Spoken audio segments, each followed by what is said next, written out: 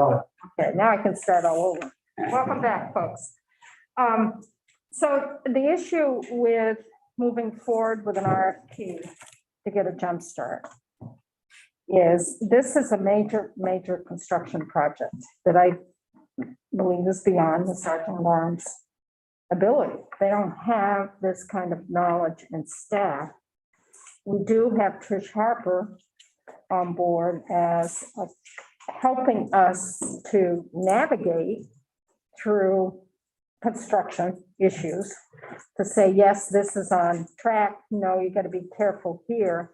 For those folks that were in the standing committees that worked with IT issues, we had a joint fiscal office, Dan Smith, that would come in and testify.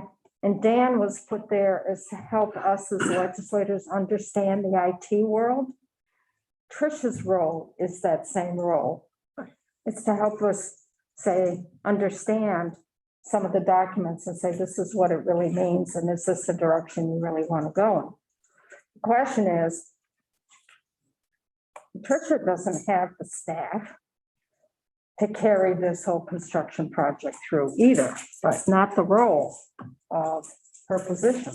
The entity that carries this through is BGS.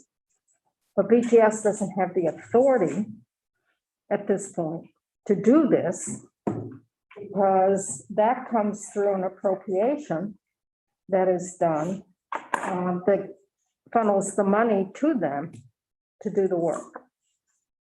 So if we do an RFP out there, do we do an RFP for what our program needs are? Because we don't know what our program needs are. And by the program needs, it's who's going to use the space and for what purpose. That's our program needs.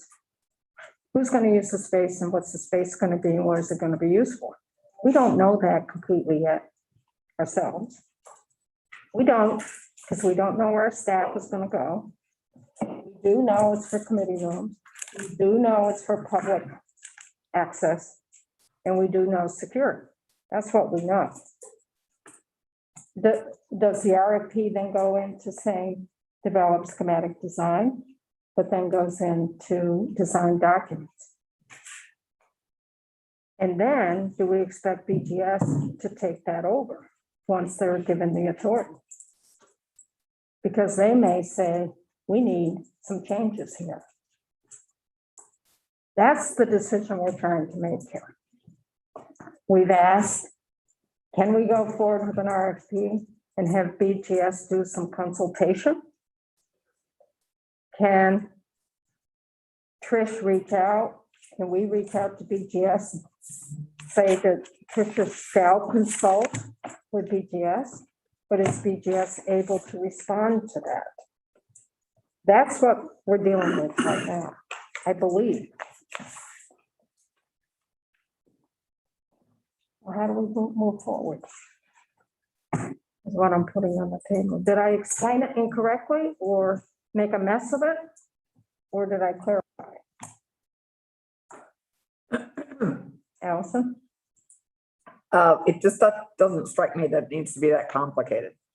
That's the construction world. Yeah, but I don't think the construction world is that complicated. I mean, I think there are carts before horses, but I think we do many things contingent upon. So to me, this is an RFP decision that is contingent upon, and Jennifer's going to get feedback about whether they'll be able to consult. But I think it's contingent upon a bunch of stuff. But the first piece, getting the RFP put together, is I think contingent on working constructively with BGS, which we're already doing in this room. So BGS is here as a member of the committee by statute. And as our expert witnesses. When they're asked about specific. So if you were asked to be consulted, would BGS be able to respond?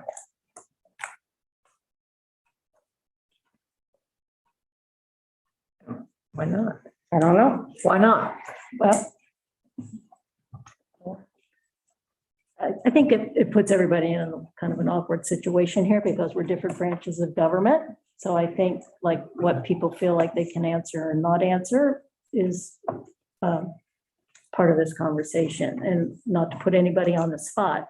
I'm just thinking if we as the legislature, me speaking for the legislature, I know it would be just my idea is to just still put the RFP forward in consultation with buildings and general services. Right. So we would reach out and then it would be up to BGS to see if they can respond to that or not. Right. I think, I don't know. Great. I mean, this Yeah. feels to me, the complexity of construction is one thing. I acknowledge that I don't understand it, but it feels to me that what is an obstacle at the moment is really a separation of powers, different branch, kind of complexity to this, and who can do what, who wants to do what, how much of what we want to do for our building do we share, how much is the executive branch willing to help us? And I don't know what you do other than you ask, and if they can't do it, they say no. Yeah. So to me, that is, it's rather than addressing the complexity, we're acknowledging it and saying, we hope they help and we hope they can, and but we understand that the answer is negative. Right.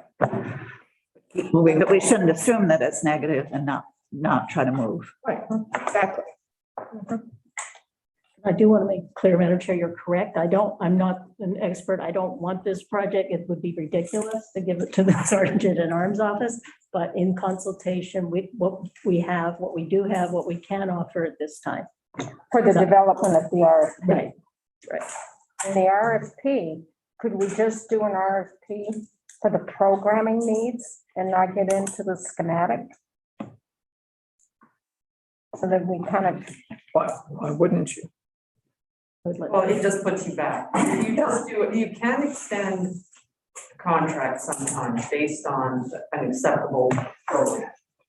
So I would write the contract so that you can keep going, because if you do it, if you only do it for the program, you might be forced to do another RFP to develop. So you've already done a couple programs. If you just do it for the program phase, then it may put you behind again, because you've stopped it again, and then they can't move forward once approved. But you could base it on, we're contracting you for the programming phase, the hopeful intent to extend beyond the programming phase, if approved by all powers to be and funding, but and that is possible to do. so let's figure out the time frame here. So if we say, and do we have the authority to do this? To ask you folks, Tricia, to develop an RFP and go out with that RFP? I don't know if we as a legislative committee, advisory committee, have that authority. Or Do we have that authority? Well, so that was what I was trying to reason my way through earlier. The 750,000 that we gave to the Sergeant at Arms, or that that the JLMC, after our recommendation, has made available to the Sergeant at Arms, includes, I can't remember, I had the language up, but includes sort of the future. Right, and beyond. And beyond, I think is the phrase. And so I think there's reasonable argument that the Sergeant at Arms, if this committee agrees with it, has the authority to spend that money this way. I mean, I'm fine, as long as we're clear that there is the authority there. The jail, I think the money was given to the Sergeant. No, go ahead. From the JLMC. Yeah, it came from Right. JLMC. Yeah. Right. You have the authority to act off session. Well, the Sergeant at Arms has the 750,000 to use as is in that motion. Right, but we are using some of that money for other Sure. projects that we're trying to get Right. done now. Exactly. But you have enough money left from that 750 to do an RFP. Well, we've already hired Tricia, so it's not an issue as paying her to do the RFP. Okay. That So, was the way I was thinking Yeah. about it. And if somebody, legislative council or something wants to offer a different interpretation or to say that I'm right, that might be okay. Whatever they want to do it. But that's how I was trying to read it. Do you want to think that makes sense? do you want to weigh in on that, Mike, or not? Sure. So there's two sources of authority. One is in the underlying authority for the advisory committee. And when you look at the functions of the committee, you're consulted and you develop plans and your recommendations are advisory only. And then there was session law in Act 50 last year directing you to review and make recommendations on any space and design proposals for the State House. So again, it's just recommendations. So there is no binding authority to authorize action. You're either making advisory recommendations or just recommendations on the use of the State House. So we made a recommendation of 750,000. We extended the sergeant at arms to use. The management committee approved that.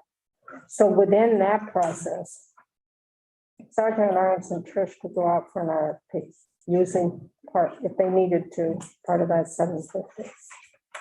So that, the sergeant at arms gave them a proposal, JLMC a proposal. The proposal had some broad authorities in it. I think the sergeant at arms probably could use some of that money for an RFP, but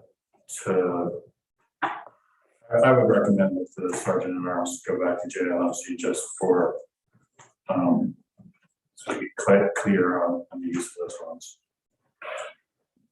Alice, can't we do what we did with that money and recommend to JLMC that we would like to move ahead in this capacity? I think that's all we're asking. That's what Mike Yeah. just said. So I think let's do that. I mean, this is just an RFP to get us going. So How often do they meet?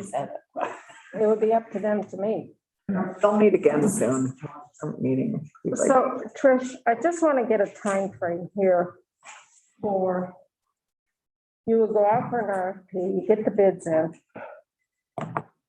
and you would hire an architect and construction manager Just an architects and engineers. and engineers. When do you anticipate, if everything, you could go out with an RFP, say by the end of November, middle to the end of November, because this will have to go through joint management committee, Yeah, I went Christmas on the schedule. Christmas Yeah, for, it'd go out, it would go out at Christmas. yeah, Christmas, and then it'd be in their hands during January for their for them to develop their So proposal. you would be waiting for part of that 1.5 million to go forward with signing the contract. Right, I don't have that until you review it in February, and then hopefully get your approval in March, early March, so that you can contract with that 1.5 million.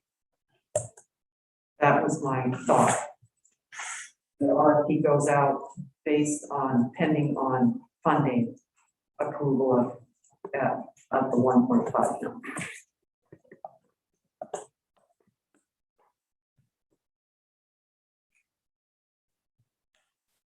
So at that point, if it is approved by our appropriations committee, they may give the authority for BGS to go work through. You'd already have selected that architect.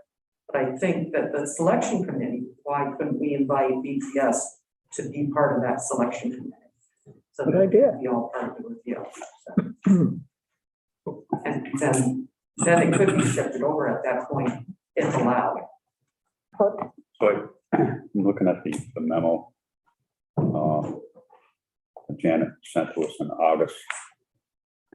She proposes a motion to the JLMC and probably was it JF, It's just JLMC. yeah, to allow Sergeant Arms to spend up to $750 for pre-session facility improvements.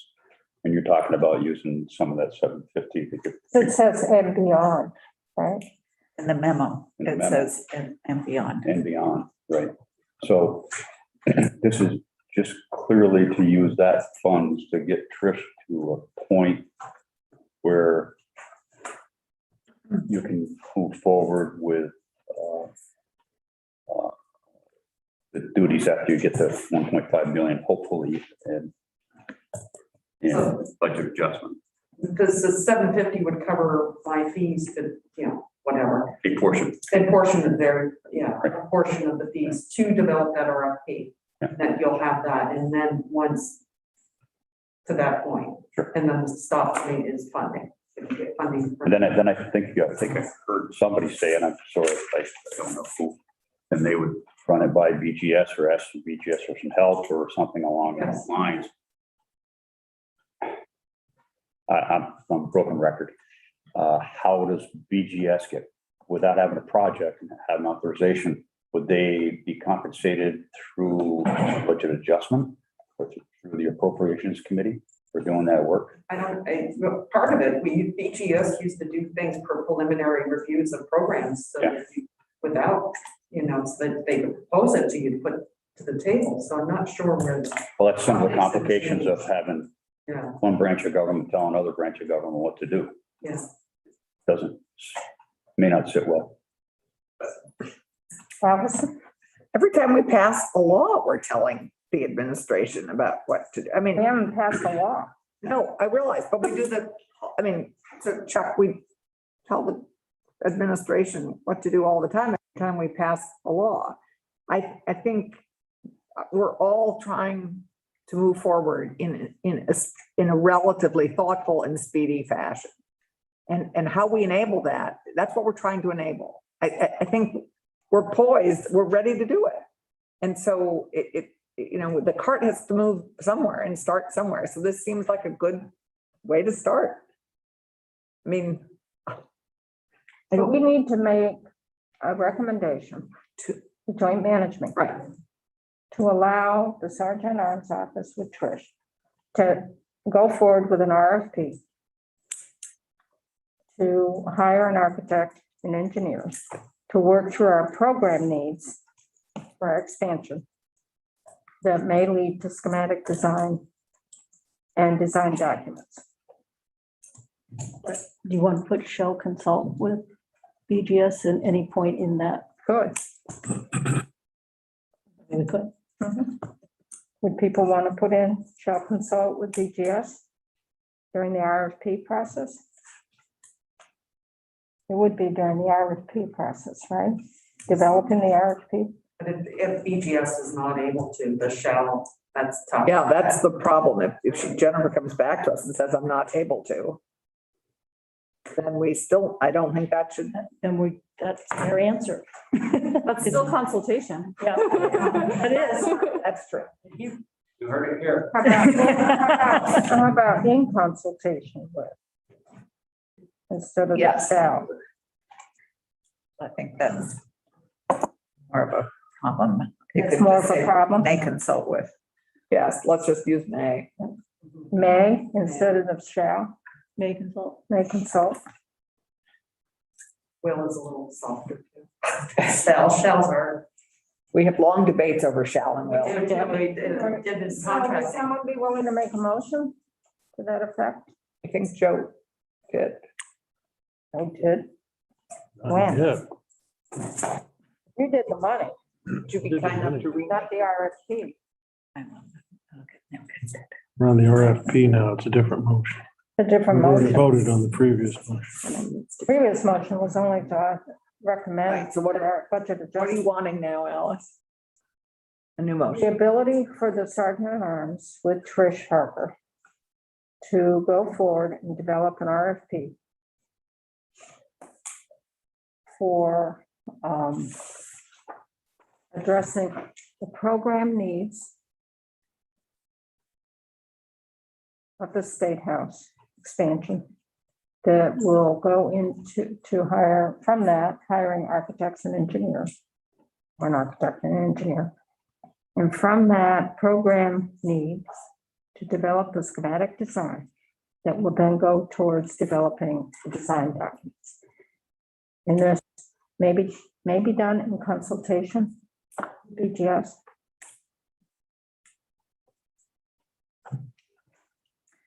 And if, excuse me, be recognized, if we need money to do it, we're looking at the CRF money, the 750,000 700. that's already been earmarked for State House facility work.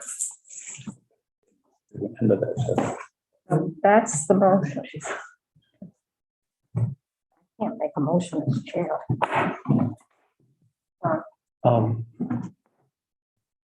If there's an RFP goes out, who's gonna respond? Is this a private outside company?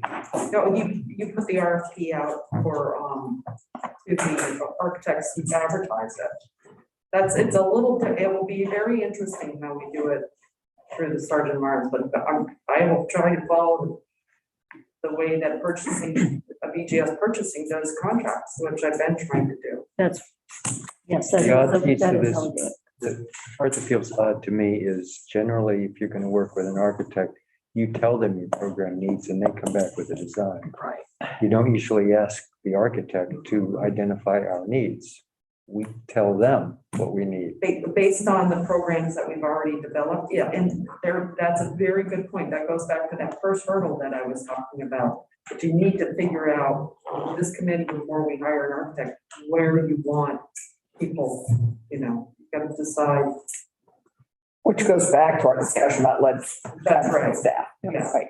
They said things about moving conversation away and who we can, or how, and those are, that concepts that you say to them that we would like to be or you're, however you want to say it, but there's gotta be some decisions made right here. When we talked about committee room size, I think we got that sort of. Well, your seating capacity, what's your seating capacity? Right. Now you gotta talk about who goes into the building. Do you want a minority, majority? I'm gonna use an easy one. Minority, majority office, or do they go into or do they need to go in the addition in the back, which was part of the fine gold plan. And then you got all the ledge council. You want all, the whole ledge council. What do you do with that? Do they, part of them stay here? Do you have hotel space for them here? Where they just touch down and do their work and then, but their main offices are over in 2 and 4 Aiken. These are big decisions that have to, you need to lead, the architect can only proceed forward as quickly as you make these decisions that, about what you want within this building. And is it just phase 1 that you say, okay, everybody is over to 4 Aiken for 2 and 4 Aiken for a little bit until phase 2 starts, and then phase 2, you can bring all those people over into the building again if phase 2 goes forward. But if it doesn't go forward, they're still over to, 2 Aiken. So these are the programming, defining the programming a little bit further. These are things that we should resolve someone should resolve. And then so that you can direct an architect exactly what you want, as you're getting to within the program. If you want to be able to, because we've done so many of these programs so far, I think that we've got all the information. You just have to decide. You have to decide which way you want to proceed.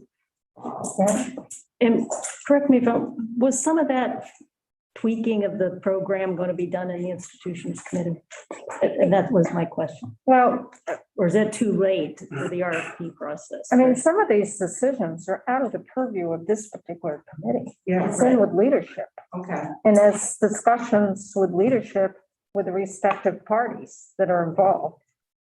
And those decisions have not been made. So this committee cannot make those decisions. There's something I did not put in the schedule. So it needs to be, where is that? Where could those decisions be made? That when you hire an architect, or when you put this out for bid, for proposals, I should say, that they'll have a clear understanding of what direction that you are going to move in, instead of wait.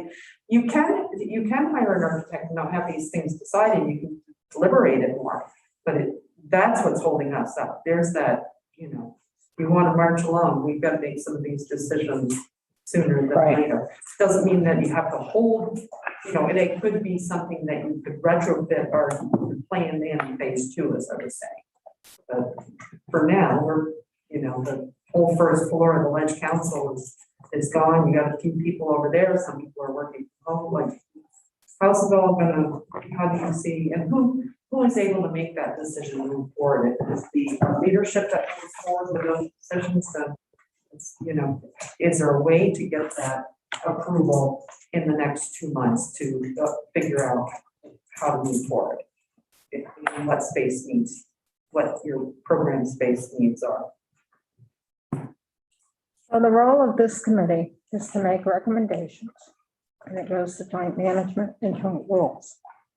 So if we make a recommendation that we allow Sergeant at Arms office to go out for an RFP for programming schematic program design documents, that's our recommendation, joint management committee and joint rules. It is then up to them to either approve that recommendation or not, in terms of whether you can move forward with an RFP. Anna? So, I don't think I disagree with any of that, although I do think that this committee could, if it chose, make a recommendation about those items. I don't think it would be unwelcome, particularly because we know these issues are tough. And I also, in sort of thinking about where the decision is, I think joint rules probably has the most authority. But I also think that JLMC has a role to play with respect to the, particularly where staff are end up. So, I don't think, even though all we are is advisory, I still think this committee could weigh in on some of those questions if we came to a decision and we wanted to. And I think people are relying on us to do the first, what's the right word? First stab at it. I mean, I think people are relying on us to make those recommendations. Yeah, I'm going back to a meeting where Steve spoke up and said, we've already done some part of the programming design through Freeman, French and Freeman. Are we taking that into consideration at all? I don't know. It was, there was so much we didn't know when that was done. Yeah, and we're in a different place now. Right. I think what's happening, if you go with what Janet Ansel just said,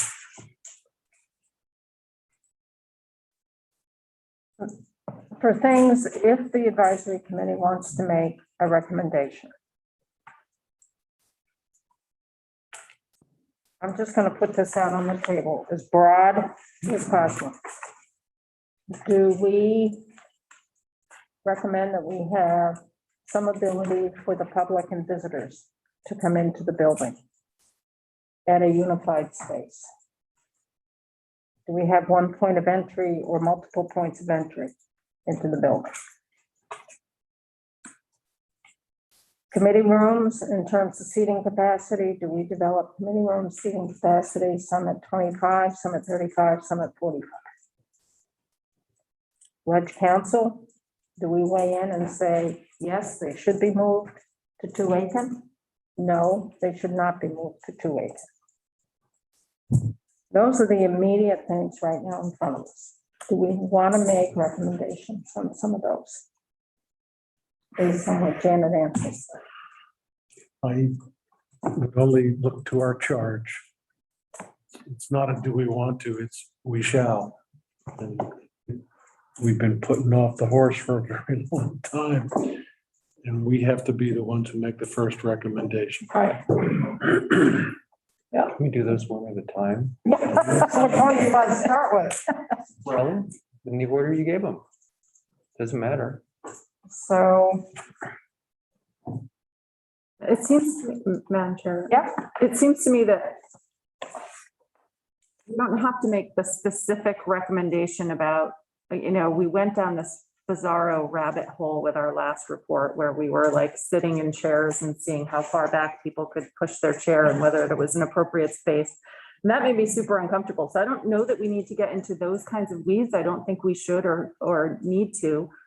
But we can make general recommendations, like we want to improve the security and accessibility of the State House and put that in the RFP. And then architects can come back and give recommendations about how to do that. Right. To expand the committee space for, to improve the airflow and accessibility and comfort and whatever of our committee rooms. I mean, do we have to have we're asking the architects to give us the schematics. We are trying to give them the concepts on which they build their design, not the specific place of where, I'm going to put my chair in the committee room. So that's what we need, the principles, the goals, and the values that we want the architects to use. Right, which is part of the development, but the key is not where you put your chair, but how many chairs do you expect to be in that room? I mean, the architect can't decide that for you. And that's why I think what Representative Emmons was saying, that we have to say, okay, we know that we have to have committee rooms that hold 20 people, 40 people, and, telling them that we need X, and X is, we've got to start somewhere with them, because they can sit there and have this discussion with you, and you can be paying them to have this discussion when you really can make that decision right now without. Well, then we can be as general as we need committee rooms with this amount of capacity, period. And it's not about which committee goes into which room. No. And so I don't understand why this needs to be super hard. I mean, type it up right now and instead of having the same conversation over and over again, Right. which seems like what we're doing. That's what I'm trying to avoid, is not to have that conversation with the next person that you're sitting down and having a program discussion with, because they're looking for how we use the committee room to get to decide, and we already, that's what we did sort of last week. We walked around and said, oh, well, we need, this part of the committee has 20 people or 40 people. Did anyone write that down? Janet. On YouTube. Janet. No, it wasn't on YouTube. No. So, but the committee rooms were one of the factors, and that does affect the size, because that's where we came down to the committee rooms because of the master plan that Freeman French did. They were quite different in the amount of square footage compared to Feingold Alexander, even though Feingold Alexander's plan that we found very acceptable for the addition over the cafeteria, because it looked like it would work with the numbers we were looking for. So yes, we need to give them an idea of what the room size is, and then they can develop this program further. And these are stumbling blocks or hurdles, not stumbling blocks, but hurdles that I see now. If we made a decision on them, then we can move forward and fast. And that's where we have this time now. We have 2 months. I understand that, but we're just supposed to be making recommendations and not having the same conversation over and over again. So if you wrote them down, Janet, where are they? What? No. Decisions, the things that you took forward on last meeting. Oh, well, I don't have that specifically. We were just making comments as we walked through. Right, but we also went through and we were looking at the number on your spreadsheet and deciding what the number was. So Oh, we with the developed Freeman, that. with the other, comparing Freeman. Yeah, the one that you did with the emergency. Right. And comparing those two and melding those two together. I think we're close to getting that Yeah, ironed out. the smallest amount was really about 22, 23. Look at house committee rooms or house committees. You automatically have 11 people. Then you have your legislative staff. person, your committee staff, so that's 12. And then you have your legal counsel, that's 13. And then you're definitely gonna have a commissioner or a secretary, so you're up to 15, 16 for a minimum. So then you extrapolate from that. Do you have all the committees the same size? Because not all committees need to be the same size. So some committees could have 25, 30 seats. Other committees may need 35, 40, or 45, 50. Knowing that you're gonna free up a lot of meeting rooms when you need to accommodate more people. The cafeteria space will not be unified in terms of having each committee being the same size in that space. I don't believe, maybe. So, you know, some committees may need only 25 to 30 seating capacity, maybe only 2 or 3 committees. There may be 4 committees that need 35. And there may be another handful for 50. So I had Butch and then Sean. And so I'm gonna be the foil to, They're gonna be a what? the foil to Senator Hardy, a little bit. We can sit here and we should sit here, make churning the butter to understand what so we can help Tricia understand what our perceived needs are. Committee room size, people in the committees, do we want bathrooms? Don't we want bathrooms? Do we want elevator access or not? Do we want common spaces or not? We don't have to define those spaces, but I think we need to give a very overall picture of what maybe this space could look like. But just to give an architect or a designer, whomever, a box blank with that, and they really don't know how we all work, would cost us a lot of money to get to that point where we could say, yeah, we'd like some bathrooms, ladies' room, so many stalls, men's room, so many stalls, those type of things. We don't tell them where to put them, but yes, we'd like an elevator. Maybe we'd like 2. I But- don't know. But there are like, I'm not an architect, but Yeah. there are standards for buildings. If you have this much building capacity, you should have this many bathroom stalls. And you're And right. you should have an elevator, this much, I mean, those are ADA standards, those are, you know, And you're right. common architectural I'm standards that we don't need saying that to hash if we out. We do just the need- work here, it's less work for the architect and designer to do, and actually will save us money in the long run. We'll have these conversations amongst ourselves, just like the architects and planners will have those conversations with Tricia. I know, I just feel like we Yeah. can be writing, nobody wrote anything down last time. Oh. We are having conversations and nobody's writing anything down. We can put it on paper and say, this is what we need to accomplish. And instead of having the same conversation over and over and over again. Sometimes having the same conversation is a good thing. Yeah. But I think that the committee room discussion from last time, we walked around, I think Jan and I put our heads together and maybe we pass it on to the chair so that she can review it too. So, and then we can have that discussion, what we came up with last time. If that's good. What we came up with last time was pretty clear. That cafeteria, kitchen, serving area gets moved up to the new floor. Where the cafeteria, kitchen, serving area is, that gets converted over to committee rooms. And we figured we could get 5 committees in I there, think it was 6. 6. And then the standing committees, in the 30s and 40s, are in the middle. The walls get torn down, and then you put in a center wall so that the 2 adjoining committees on either side of the old committee rooms become larger. That's our plan.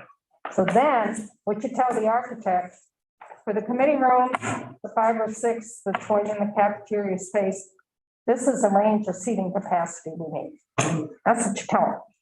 The range of seating capacity is really about 25 seats to 50. Go figure how you split up that space for that. That's how I see it in a very simple form. It's also looking at the what those existing 4 rooms will be, or the new 4 rooms in the existing annex will be, and how we know that the capacity of those, because Right. we can't go over 15 square, or we don't go under 50 square feet per person, we know that for, because that's the code. So we can say, okay, that room, we anticipate 20 people in there, but I don't think you need to put a name to those rooms yet. We're not I think doing that's a that. little dangerous, but you can. We're not figure it doing out as you go. Ron? I was gonna say basically what you just said, except we've been saying this for several meetings now. Can we formalize this as a recommendation? I'll As take a phase motion. one? Yes, well, I would like to make that as a motion. Basically, what you just said is that the phase one would be to go up above the cafeteria, move the cafeteria up, put in conference committee rooms, upgrade the HVAC so that it will meet that and future expansion needs, and divide the 30s and 40s committees rooms. So instead of 6 on each floor, there are 4. Or there's And that more would- than 4 upstairs. Oh, well, okay, dividing the middle rooms. Yeah, you divide We've housing. been talking about this for a long time. I think we should formalize that as a phase one. And when we start talking about room sizes, it's kind of dictated by how much room there is in that space and the evacuated cafeteria and kitchen space. Mhm. But it's also dictated by the program that you need for that space too. That's what I was, But we, But- we can work on the relative committee room sizes later. But right now, that would be our phase one recommendation.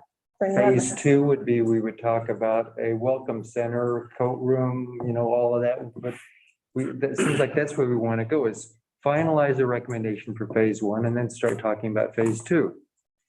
Well, and just to add on to what you said, I think what we need to say, how many house committee rooms do we need and what's the size range?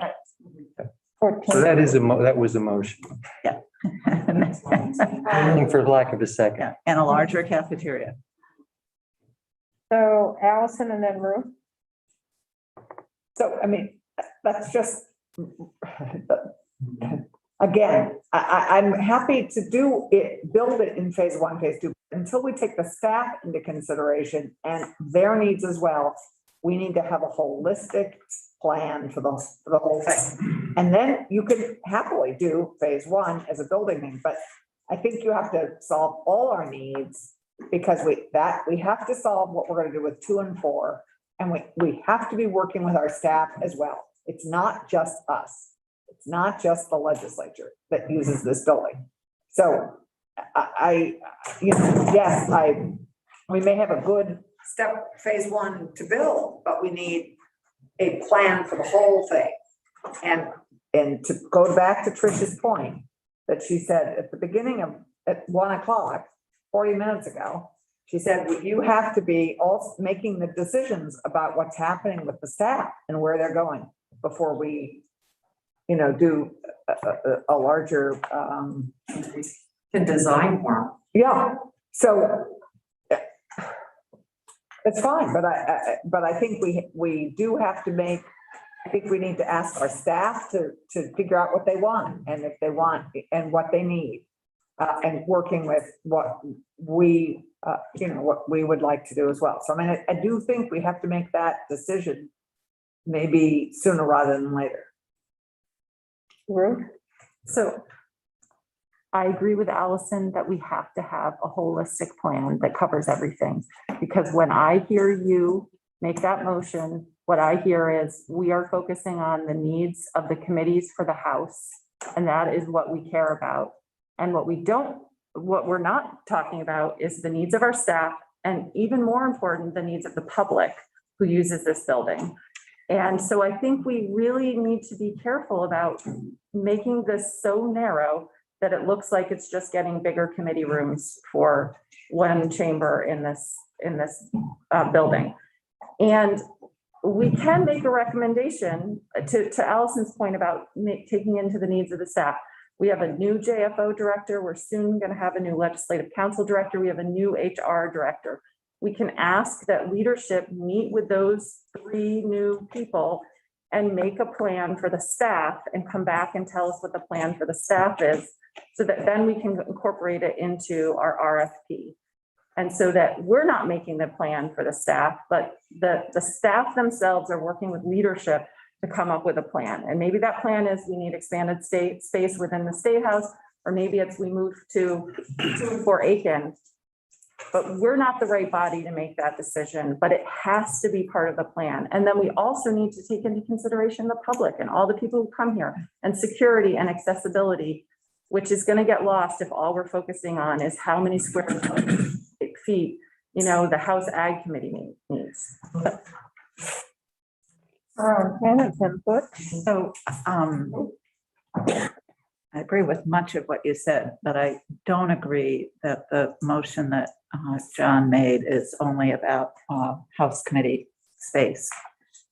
We slide over it, but we're talking about enlarging the cafeteria, which is space that the public uses. And I think it's a really critical part of what we're doing here.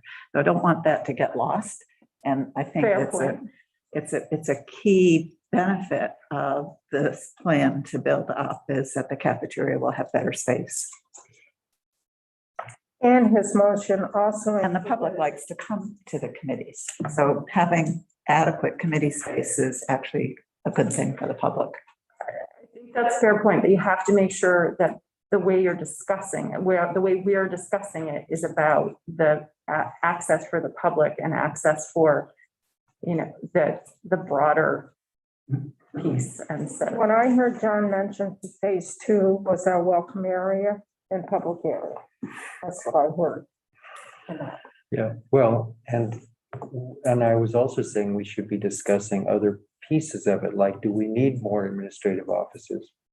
And the point I would like to make, though, is if we already, the legislative council, and there are other people who currently have offices here. We're not suggesting at this point making them move, and we already have overflow space if we need it that is temporary until we get to phase 2 and using 2 and 4 Aiken. Those can be temporary overflow for legislative offices until we decide what exactly needs to go into phase 2. In phase 3. Butch and then Joe. Thanks. I think we've talked about the House, talked about House committee rooms. I think we've overlooked the needs of the Senate a little bit here. We know we need a committee room for the Senate, a larger committee room for currently occupied by Senate Ag, needs a bigger room. We don't know if even the sanitary facilities on the first floor of this building are adequate for the number of people using the building, and I doubt that they are. We haven't talked about more meeting spaces like this room here. That seems to be every time you want to use it, it's booked. Room 11 is booked. Do we want to talk about that in the build up? Can we carve out 1,000 square feet for another meeting room? Those are the kind of things that I think John's motion is well intended, but I don't think I'm ready to vote on a motion for that yet. I don't think I've had time enough to think about overall picture of what this particular thing is. And the simple answer, I guess there's no simple answer, but there are some other areas that we've overlooked in the building. And while you're doing this phase, I'd hate to overlook some of those choices, or thoughts or wishes. And the tough part is that your footprint gets too big then, Yeah. the square footage, and where do you, then we start moving outside that lot. Out of the way. Okay. So this all has to come within the constraints of Yeah, that and this. well, that's the question. Where you want to phase it. Joe? Then Allison? Thanks for bringing up the Senate, Butch.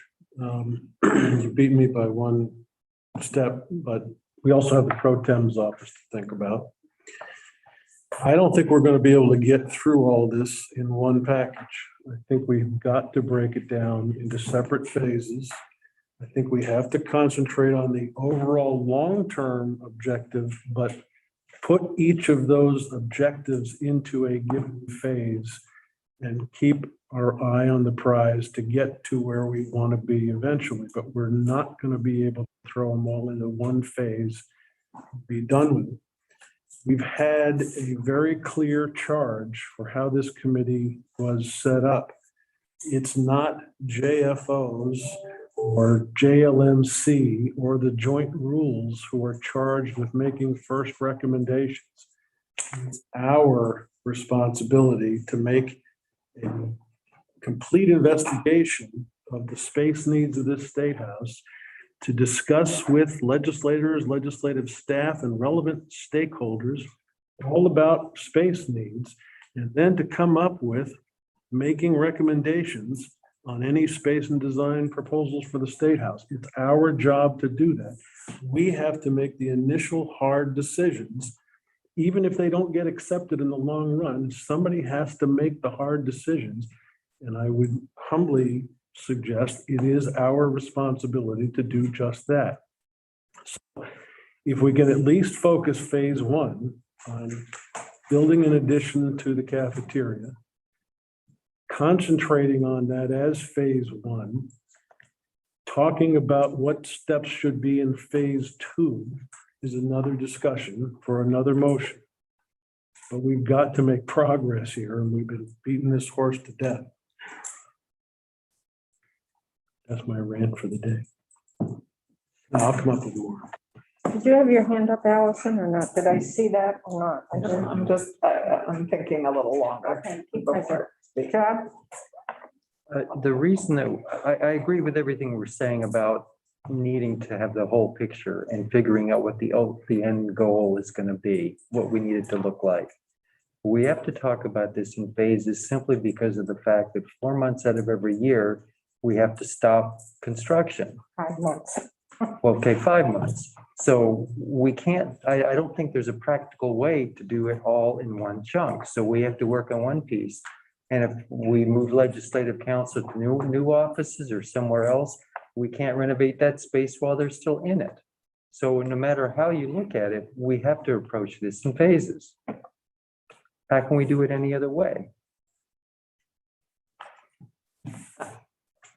Anthony? I agree a lot with what Joe said a minute ago. I think that I felt kind of relieved a couple of weeks ago, maybe it was a month ago, I don't know, when we left one of the meetings feeling that we had made sort of a decision, that we were going to go with the cafeteria being elevated as a starting point. That gives us room for these new committee rooms in the current cafeteria, which would take a lot of the pressure off the capacity numbers. Doesn't solve the total problem, but it seems like going with the cafeteria first makes a lot of sense, because it is a real thing. You can see it take shape. So people understand that there's something going on and something's going to come next. But also it's the ability that people like to sort of see something happen in the short term. We've tried to, short term meaning a couple of years. There's other stuff about which rooms will it be where and capacity and all that.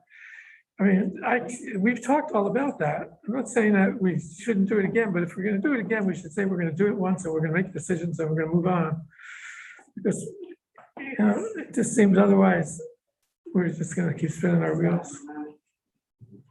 And I don't know, whether I thought at one point, just going to the RFP idea, I thought at one point we talked about the possibility that you put out an RFP or whatever and help wanted ad for a construction coordinator, something like that, a person who would be sort of elevated to be in charge of the whole thing. Does that make any sense? Yeah, Making that up? a project manager. Project manager, yeah. So that's sort of what I am.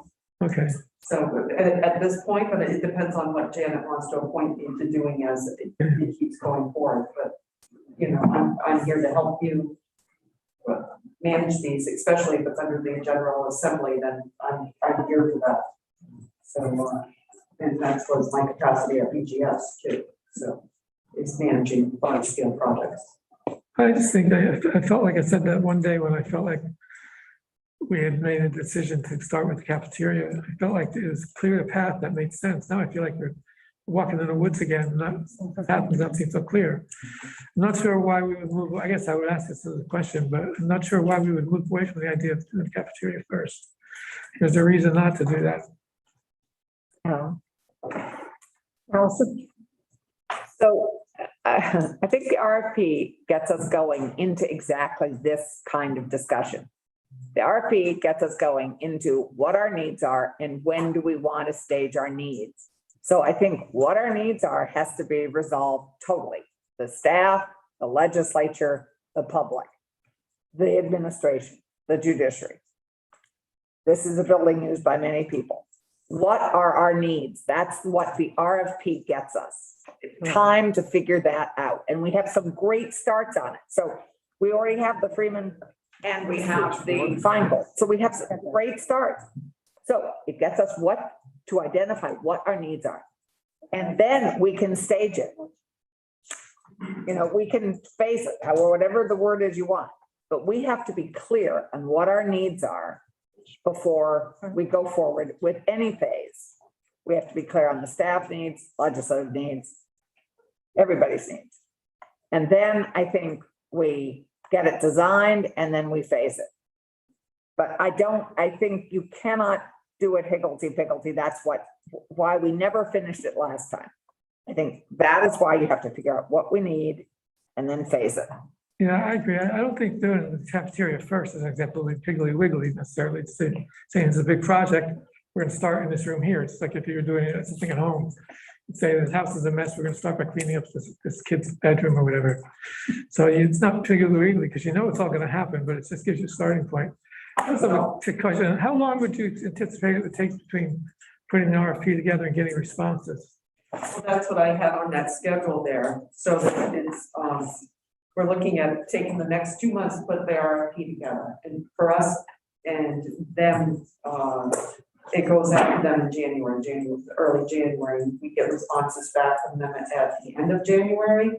And then we would move forward and review their responses in February and hopefully select an architect. And then based on that selection, we can get that money on March 1st or whatever it is, the first week of March. Hopefully, if you get it, then we would solidify it with a contract. And say, okay, we're gonna write a contract. We have the funding for you to write that contract with you and move forward. So the architect would come on board. It's in the middle, like the middle of March, the end of March, you know, that they would be hired.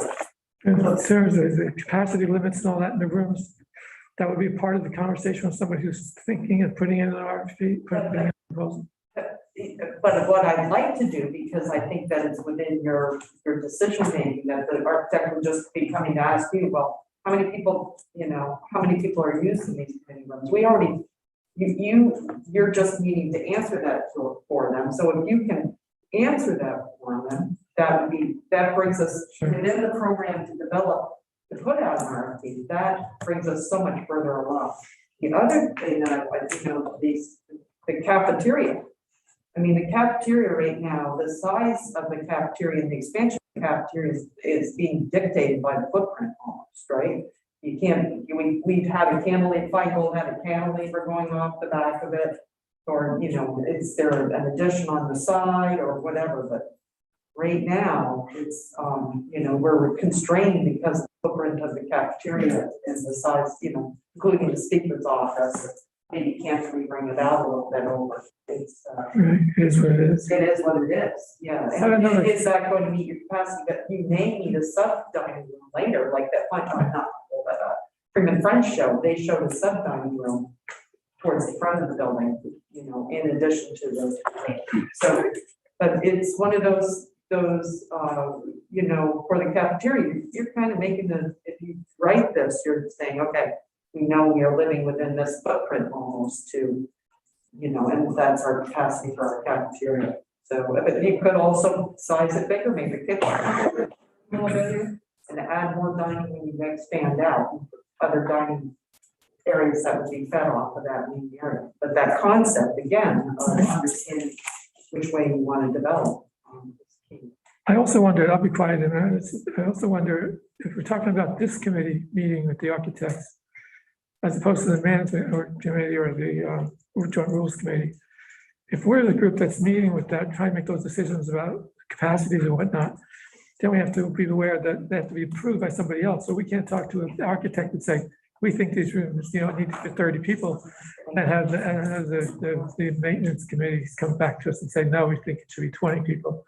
Sort of like we have to make sure we're all on the same page, which might be difficult given the way things are going so far. Well, that's why I'm saying if we can resolve, that's why if you resolve these before it goes out to Right. RFP, Right. and then you've already jumped that hurdle. You've made- Or at least said exactly who's in charge. If we're going to do it, that's fine.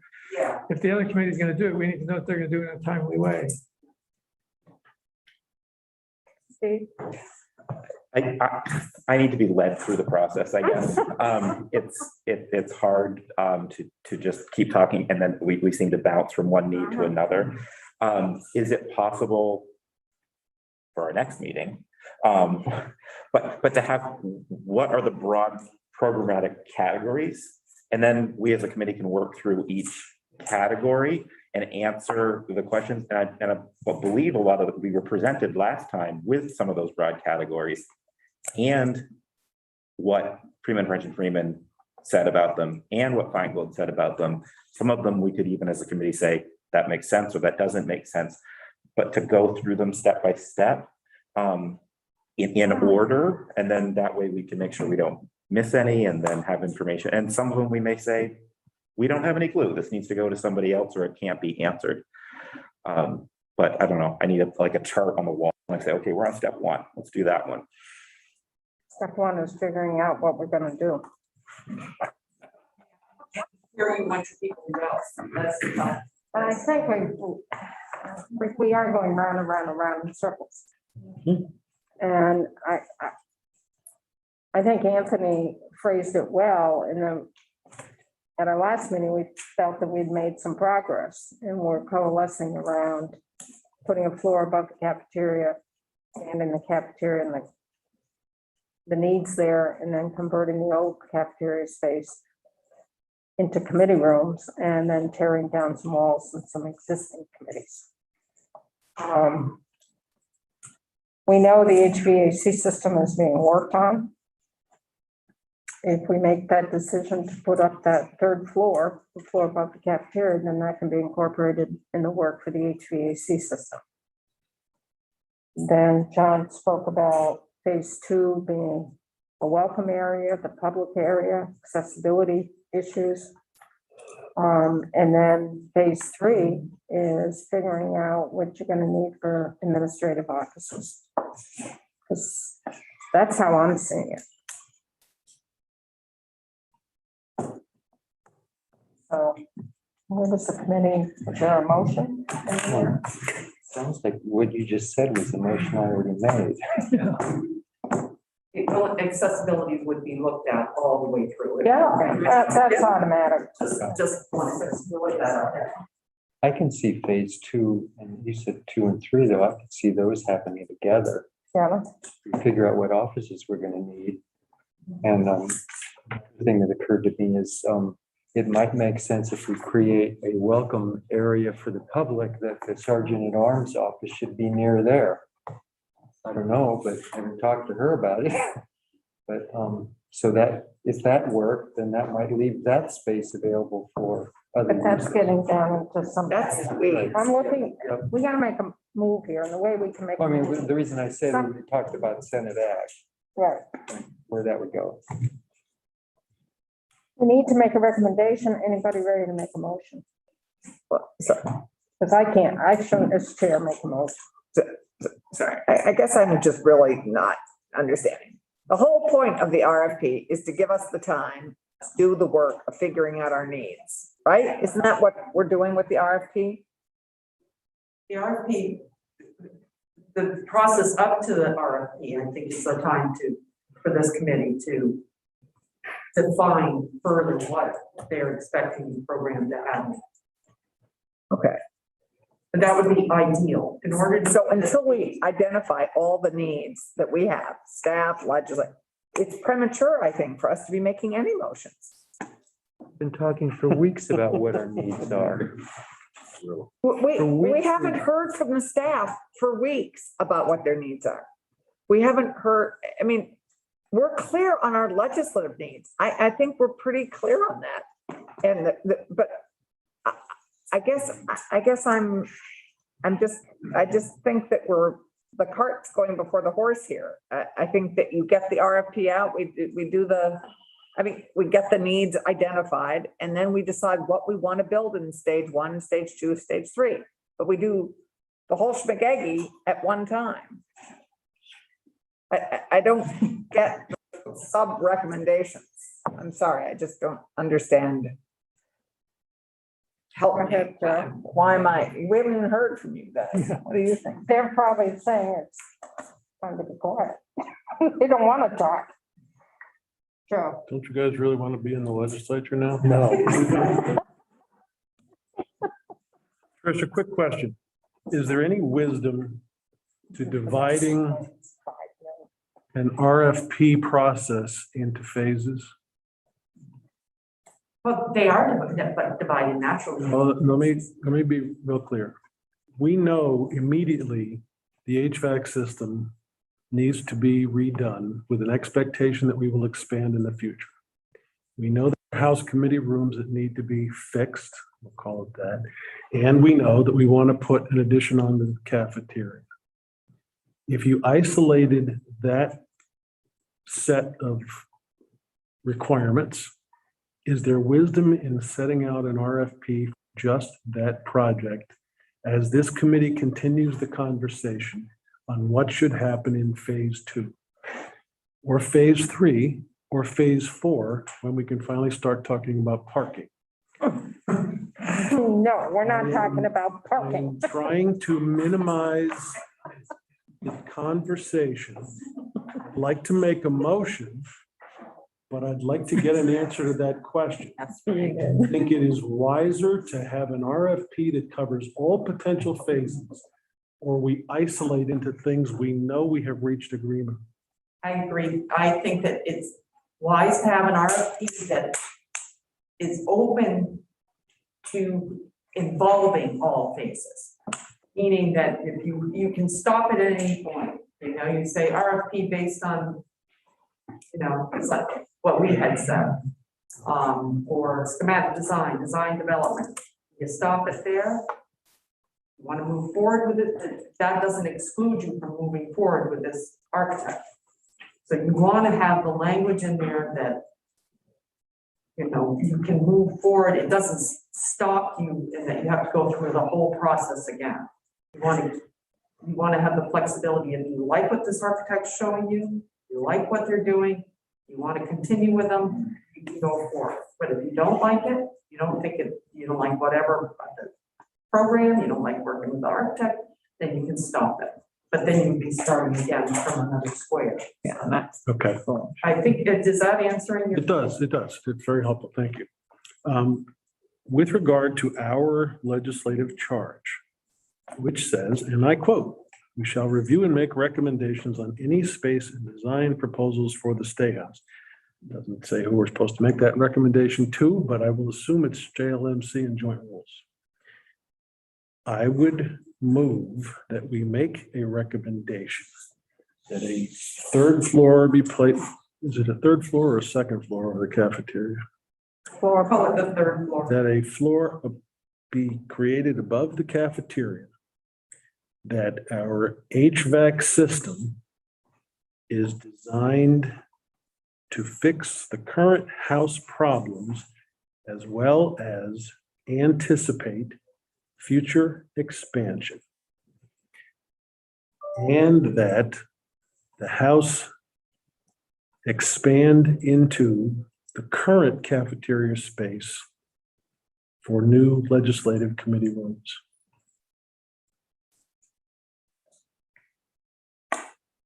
Was that different from the motion I made? You never got second. So we're looking for a second on this motion, which only deals with phase 1. I don't want a second. I want to. it's out of context of a Is large. there a second? Well, it sounds like my motion, so I can second it, I guess. So it's been moved and seconded, so Dana has a comment. So Senator Benning, regarding the HVAC, I hate to keep going back to it, but my understanding is that ship has sailed as far as how things are going to be taken care of here. Once that recommendation comes back in next week or this week, whenever it is, they're going to tell us some different ideas. I mean, I don't think we want to hold things up to get the I HVAC don't- fixed within the State House proper. Let me Make sure that if I did not articulate it the right way, that I do. Okay, I understand we are working currently on the HVAC system to respond to the needs as they currently exist. I don't want to hold that process up, but there's the additional question of when you redesign the HVAC system, is it going to be done in a way that anticipates future expansion wherever that may be? That's the part that I want to make sure is covered in this. comments, Joe?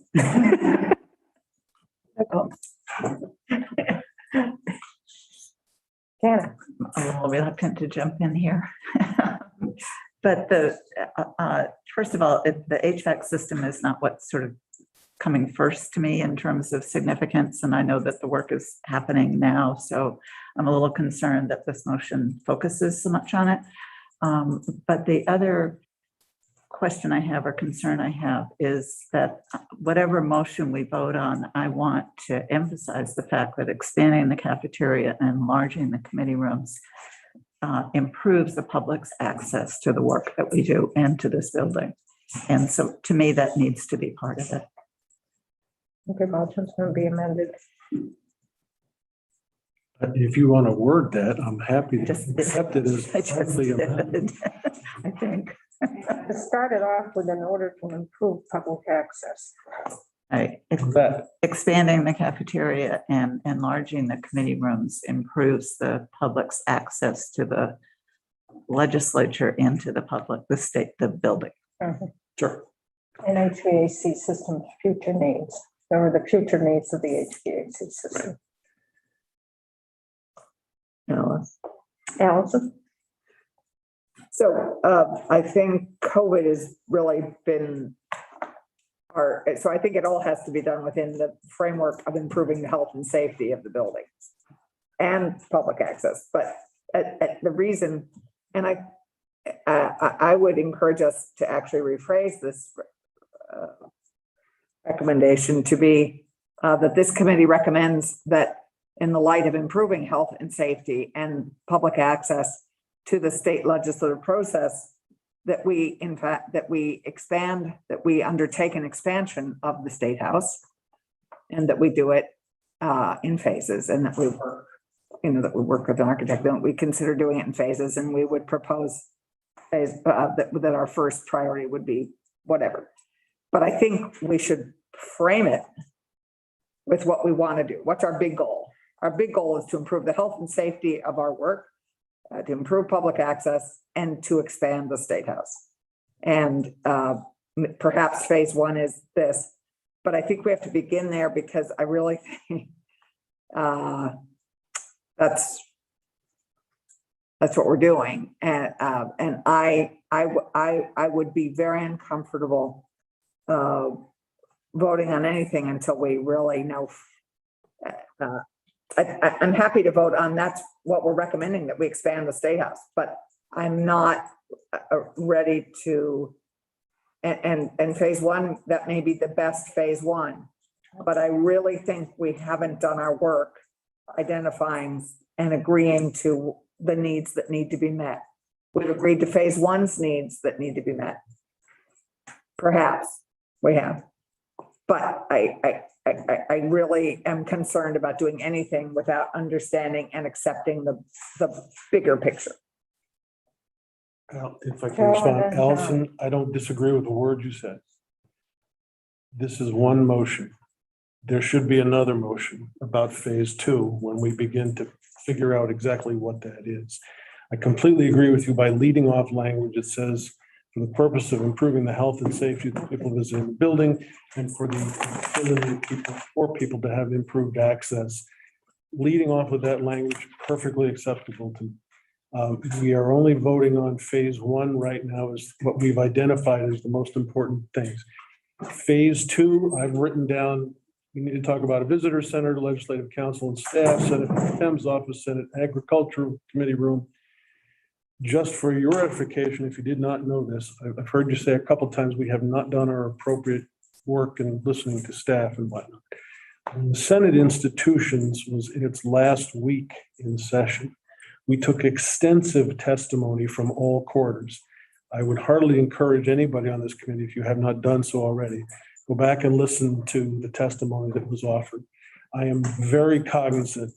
Legislative council would like to be in the building. They need to be close to drafting. Drafting needs to be close to the copy room. All those people have a workflow that is necessary. And if they are close to the legislators, they know they don't have to be running across the street or whatever the case may be. That impacts work product, and we have to consider that. But I think those conversations are all part of the second phase in the question and a motion that should be made in response to that. Maybe additional information that they want to have brought before us now that they didn't bring back then. But the groundwork has been laid for those people in their conversations. And I do think they are very valid questions that we as a committee need to answer and make recommendations on. But we've got to get something out of this committee moving. And to me, those three things right now, cafeteria, the HVAC system, and the House Committee room expansion, seems like the lowest piece of hanging fruit that we can get a hold of and get out of this room. John? I was gonna make pretty much points. Reason that we're talking about a phase two is because we're recognizing phase one doesn't meet all of our needs. And this committee is not ready for that second motion yet because we haven't finished the discussion about everything we need to put into phase two.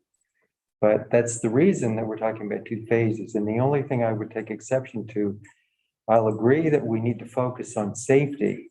But I think when we start talking about focusing on health, we're giving people a false sense of security. Nothing we can do in this building in normal times, if they ever come back, guarantee protection of health. We cannot do it. We shouldn't claim that we're doing it.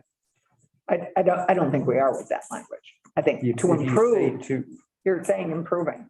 And I'm- that's what we're doing by I the think HVAC that's system that a improves. false sense of, we, Hey, look, the minute we walk into this building, we all get another cold. exactly. So but I think we're definitely working to improve it. But I guess, may I just ask a question? Because to me, as a person who's done a lot of building projects and who has, I just cannot see going ahead on something until you know what the total thing is gonna look like. And have a picture of, and then you do phase one and phase two. But I don't get thinking about, how do you build phase one if you don't know how it's gonna fit into phase two and three? I just don't get it. I don't get how an architect designs for that. I mean, So then we don't need the 1.5 million. To me, I mean, yeah, that's what 1.5 million gets us into this conversation. That's the full circle that you come back to. I guess I'm just lost. It's a 1.5 is going to give you the program discussion, schematic Right. design, So that's and design documents. right. So you don't need the 1.5 if we're not doing the whole building. If you're only doing the floor above the cafeteria, an expansion of the cafeteria. I'm not sure what that estimate is either, so that's why I don't want to say we don't want the 1.5, because it's somewhere, Maybe I spoke out of hand, but Yeah. we are talking in circles here. well, I just want to respond. So when we built the current cafeteria, it was phase one. That was 40 years ago. People do in their personal lives and in their businesses, do things in phases, and they don't necessarily complete them. So I don't understand. If we can figure out all the questions, I'm fine with doing something broader. But if we can't, I want to do phase one. Right, but we've asked in the 1.5 to do that work. I mean, to me, this is like, I was responding not to the 1.5. I was responding to your earlier comments that said you don't understand why somebody would do something in phases. But no, I didn't. I've supported doing it in phases. I don't want to do it in phases until we know what the whole thing is look like. I think you can do something, you can decide that these are the most urgent needs and this is what you can pay for and that's what you do. I agree with you, Janet. To me, to do one thing before you see how it fits into the whole thing that you're planning for, I don't get. I mean, obviously, we do what we can afford to do it and prioritize it. I get a phase one. I've supported a phase one within the context of the complete vision. Where we're disagreeing is that I don't think that I necessarily need to have the whole context in order to be able to make a decision about phase one. We see it differently. Yeah, I guess. I thought that what we were getting with 1.5 million in an RFP was a complete vision. I guess that's where I'm confused. Kind of in the middle. It's only gonna get you through the program needs. And what the program needs, according to the motion, would be moving the cafeteria up, converting the old cafeteria space into committee rooms and the HVAC system for that new floor in addition. That's my understanding. Well, and to anticipate future expansion. And to incorporate the mechanics within that Yeah. for future expansion. And then John. I guess I'm confused because what I thought I heard Tricia say was that the 1.5 million would be the full, would accommodate architectural design of the full project. Yeah. And not just the Well, second. For programming and schematic design, and then the phase one would be continued from design development up to, as long as you have an understanding of which way you're gonna go after, because we need to know which way, it's not just HVAC, but electrical, sprinkler system, we have to have an idea of what we're going to be. Right, so we need to plan the full thing. I completely agree with Senator Clarkson that we can't just do a small part of the design in this first phase. We can build it in phases, and I agree with Janet and the Representative Ansel that you can, I don't know what we're supposed to use in terms of names for people. That we can build it in phases, certainly, based on the money we have. But if we don't have the complete picture, then people aren't gonna understand the vision. They're not gonna understand the mechanics. And they're gonna think it's just this very small slice, and it's gonna be harder to build support and momentum for it, I think. I've been typing out an outline. I mean, I heard what Steve said, wanting to have an outline of like, what are the things that we need to discuss? And some of them I think we have answers on based on the data we have about the building already. Right. We have data about how many people are in the building at a time. I mean, Janet's not here, but I believe she collected this data and has this data. It was used for the ASHRAE standards analysis. So we know how many people are in those committee rooms, all of the committee rooms, and how big the rooms need to be and what size rooms this is the kind of thing architects do, is my understanding of what your work is. You look at the data for the building and the data for our needs and then make a design based on that data. So we don't have to say, oh, we're going to put a wall here. That's what they do. And then we can say, look, we want to have equitable bathrooms. So right now in this building, men have way more places they can pee than women do. And that's not equitable. So we say we want equitable building facilities. We want gender neutral bathroom space. We want a lactation space. And then architects design that. It just seems to me that we write out the stuff we want. They use the data that is already available about the building and they come back to us with a proposal. We don't have to sit there and say, well, we want the women's bathroom to be here. There are ADA standards. There are all these standards that architects use. And we give them an outline of what we want, starting with our large goals, like Allison said, improve the health and safety or just the safety, whatever, of the State House and the people who work in it and visit the building. Improve access to the work of the legislature and history of the State House, accommodate modern staffing needs of the legislature. Those seem like big things that we can all get our heads around and agree on without getting into the weeds. And then we hand this document to them and say, here, come up with an RFP. And then we then hand the RFP to the architects and they come back with a proposal.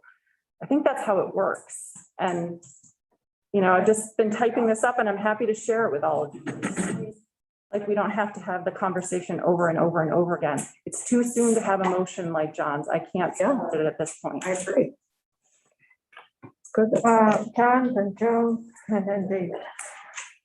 It feels like people are making the assumption that decisions about what will be in phase two is something we're going to worry about in a year. I was thinking we'd be discussing it in the next meeting or so.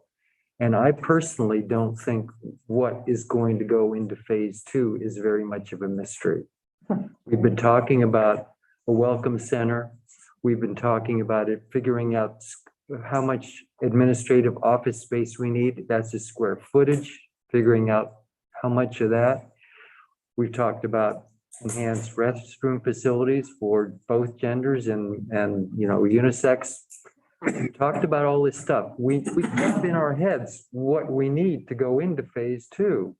It's not that much of a mystery. We just have to talk about it some more. Joe, and then Dave. Well, John took the wind out of my sails, but Well, you took it out of my cells last time. it's okay. We're even.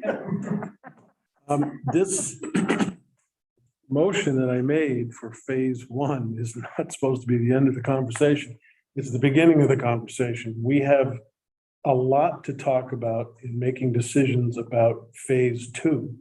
But I would envision, Ruth, the introductory language that you just gave as being a perfect start. And then say, as a committee, we recommend the following phases. And then we identify them, phase one, phase two, But we've got to put some substance into what those phases are. I was hoping after 6 hours today that we would be able to at least get a consensus on phase one.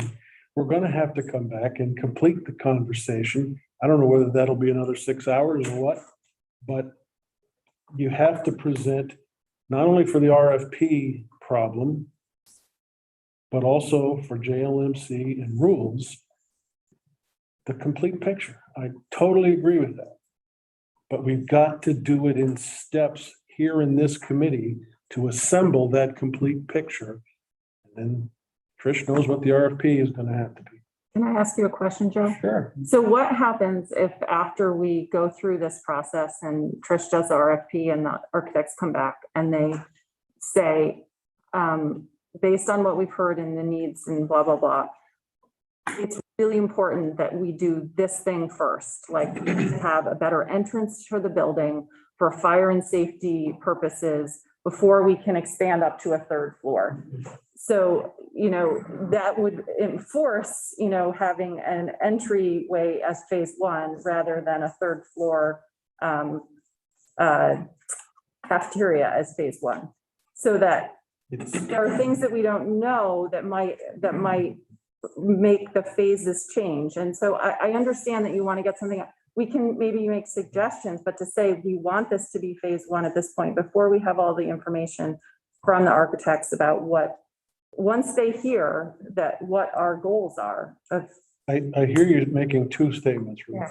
One is that the RFP might change things. The other is there may be yet some desire, people on this committee, to expand what phase one is all about. That is a decision that has to be made, and we have to get it done. The RFP could come back and say to us, well, you know what, 40 years ago, that cafeteria could be built on top of, but things have changed and now it can't, which sends us all back into another tizzy. But this committee has to make some progress.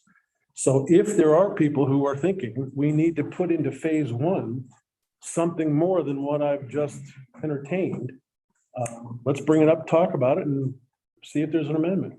So let me just interject here in terms of what was just brought up, and I'm thinking what Tricia said, that when you go out for the RFP, the architect, engineer is going to need to know some broad scopes of what we're really looking at. So the broad scope is you're looking at moving the cafeteria up, renovating the old cafeteria space. And then what triggers is what Ruth said.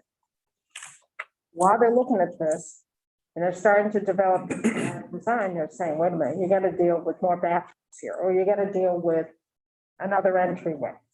That's part of your schematic design that will come back to the legislature, according to this, at around January of '23.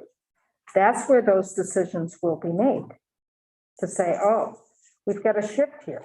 We're gonna make a little difference here.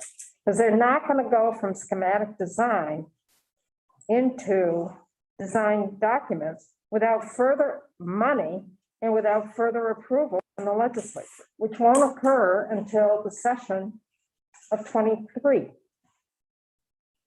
Because it's gonna take them this whole upcoming year of '22 to get to those points in their documents that you're gonna put in X committee rooms here and move the cafeteria up.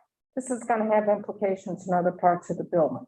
That's gonna be presented to the respective committees. That's gonna deal with the money piece. That's where those decisions that Ruth said about the entrance will then have to be calculated.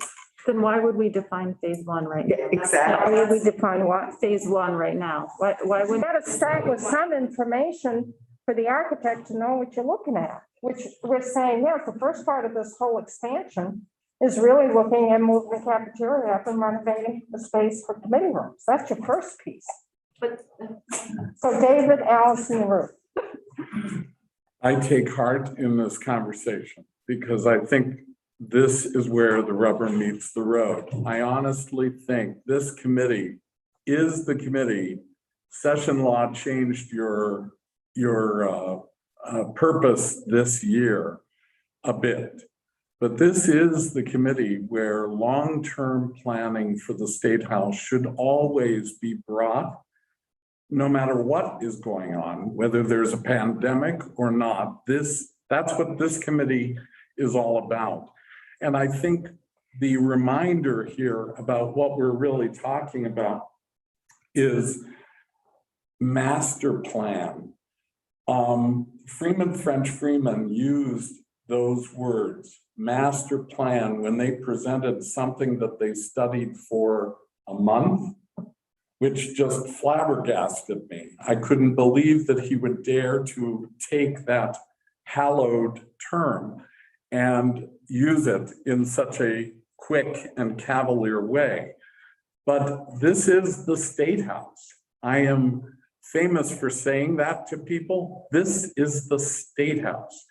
And I know I don't have to say that to anyone around this table. That's the beauty of it. This is the people's house. So we are obligated, in my humble opinion, to do everything in our power to have a vision for the State House that is all encompassing and working within that vision in the way that you're talking about, Alice, very practically, and you too, Joe, very practically trying to make progress on phase one of a multiple plan. But I totally agree with Ruth and Allison that you do that within the context of a general vision that everyone around this table has to buy into. And that is hard work. That means our hard work has to continue beyond today, because I'm not sure we're all there yet, but we're getting there. That's the great part. And you're trying to keep things moving along. You're trying to also take advantage of the money that's made this all possible right now. So there are all these different things, but I think if we all step back and say, we need to articulate a general vision of what is in the best interests of the State House over X, who knows how many years, then we'll be able to be informed when phase one is hopefully being done, because we've articulated something beyond phase one that helps us get there, helps us not make short-term mistakes in envisioning all of that. And that's the tricky part.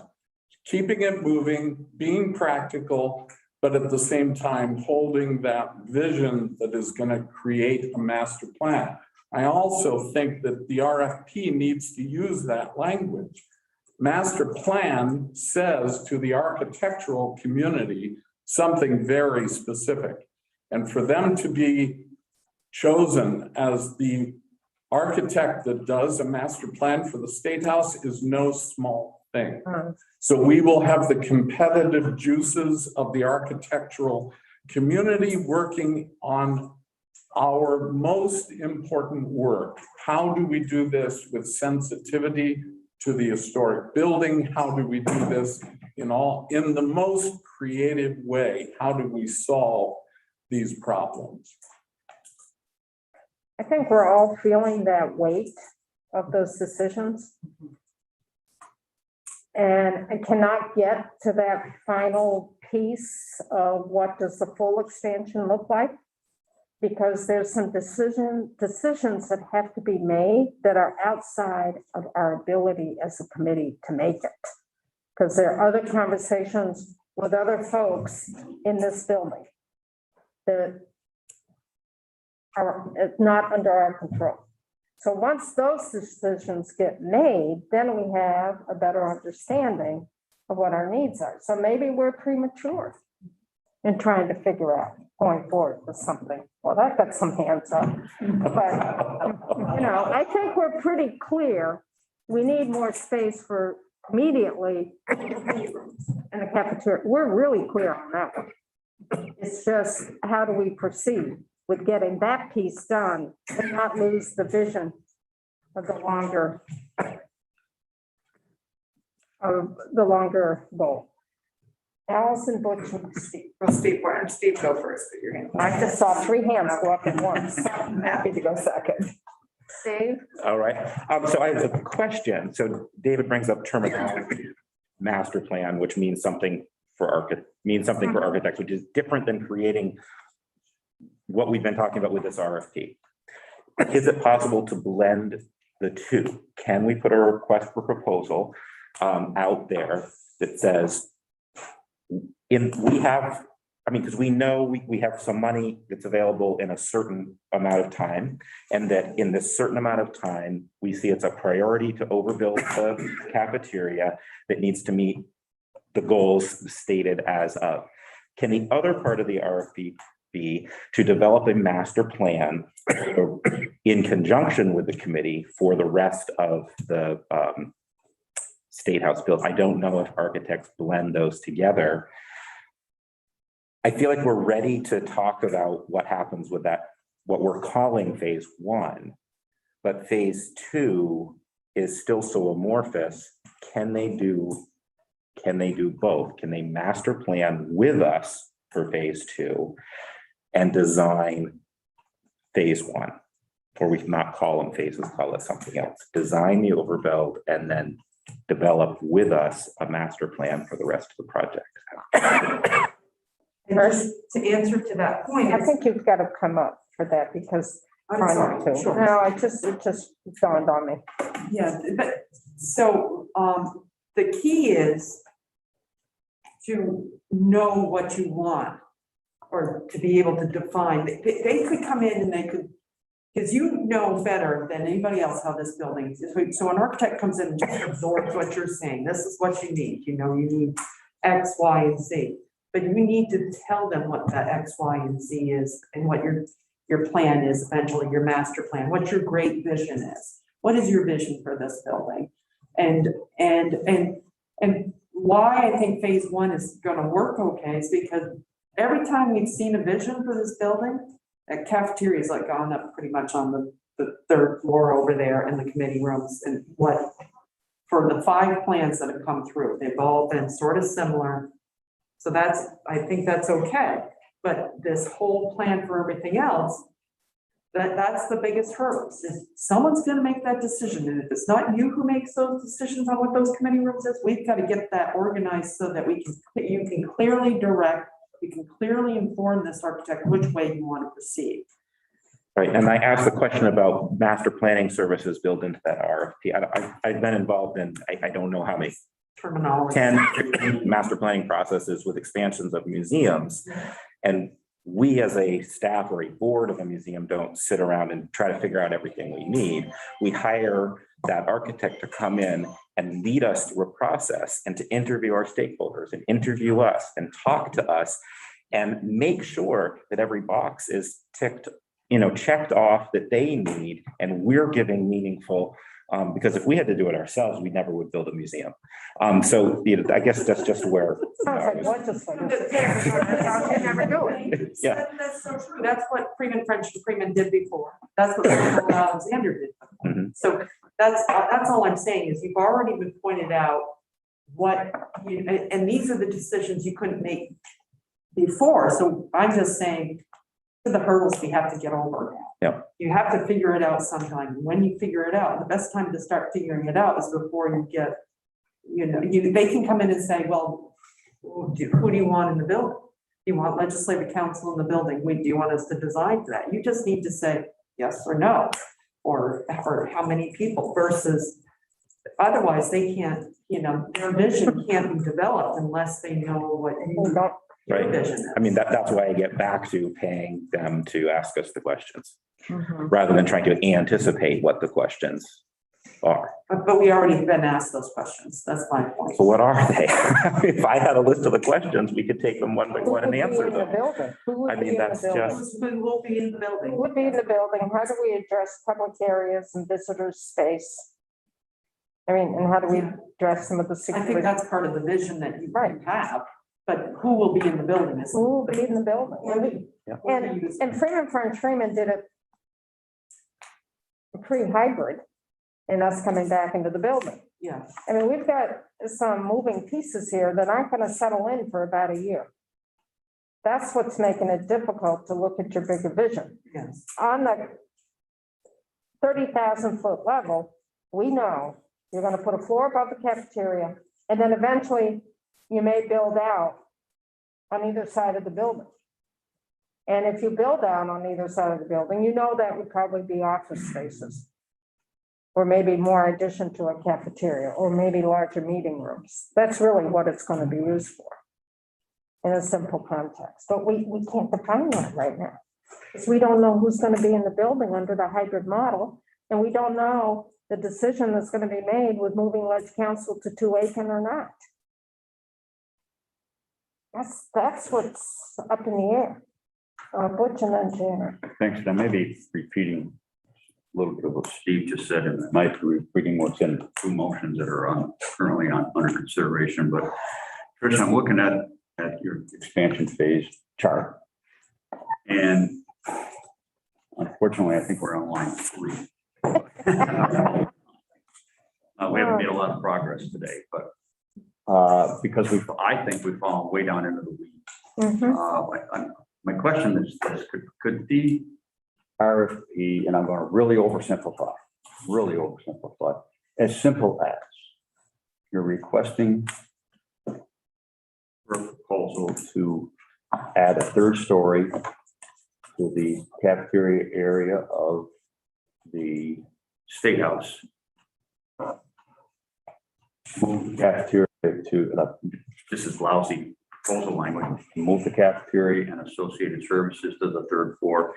We would like to see X number of committee rooms on the recently vacated second floor with X number of square feet and the necessary services to support those committee rooms on that floor and the necessary services to support the services on the third floor as required.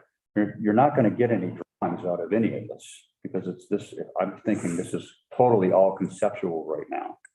And that's when you get into, once you select your firm based on their interpretation of what's going on, then they get into the interview process of how many fannies in the seat, how many do you want to do this and what other things do you need? Can it be that simple? Again, the interview process has already gone on one time, okay? So it can be that simple, but I think it's just revisiting what you've already hashed out before one time. Mhm. And that the architect confirms, is this, does this function? Does this meet the needs of? Then you could language in, could you language in expansion plans for the future in their thoughts without us telling them how big a sprinkler pipe they need headed out for. Not so much the sprinkler pipe, but that it's, what kind of space you're gonna have. That determines the size of that sprinkler pipe out there. But it can be all done in a very big macro picture, the whole thing. But that would be that would be the vision. In the programming design and determine what the vision is. Right, so. I'm just trying to keep it simple. So but in order to, you can keep it simple, but that is not, keeping it simple, I'm afraid it's not gonna move it forward. But with the correct contractual terms and Yeah. the kind of things that you. No, I worry about the schedule, that I'd really like to see you use this funding. I think that's very key to this project. Because that's where it failed last time. And it's to move this along. The advice I'm giving you is so that you can meet this very aggressive time schedule. And that's why I'm pinching this RFP into this process time in the next 2 months and trying to make some decisions so that when you're really super busy during the session, it's even harder to get you like in this kind of a situation so that you can make these decisions. And whoever those powers to be that need to be part of that decision, they need to be assembled now.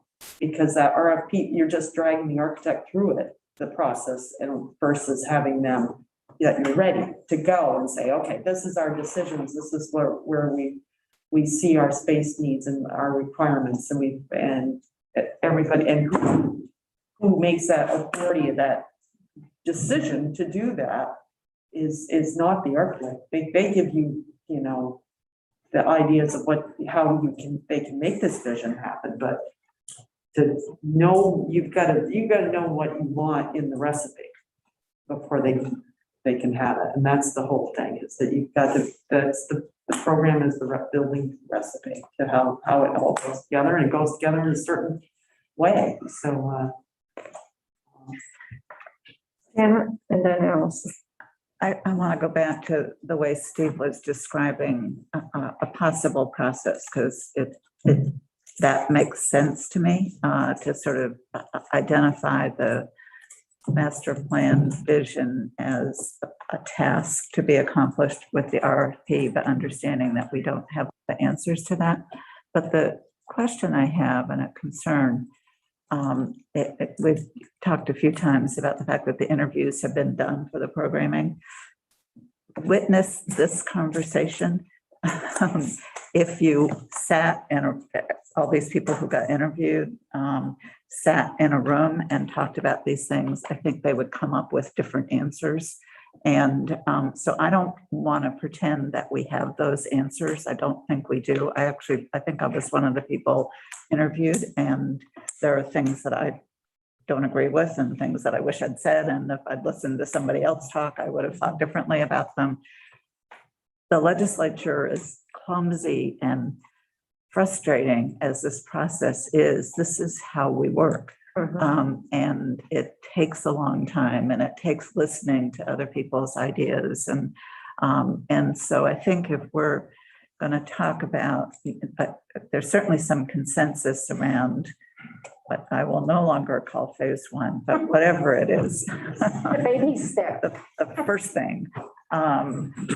But I don't think there really is much consensus around the vision master plan, although there's some pieces where I think there's some sort of general agreement, but I think it's much vaguer, less shape to it, probably for most of us. And what was being discussed back when those most recent interviews were happening, some things have changed since then, including having acquired some other space, and our understanding of COVID. I mean, there are just some things that have transpired since then.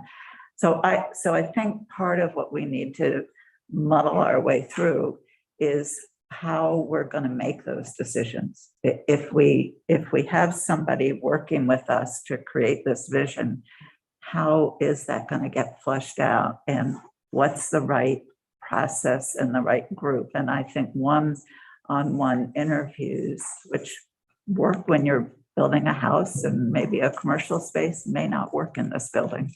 And that may be why the last big project didn't happen, frankly.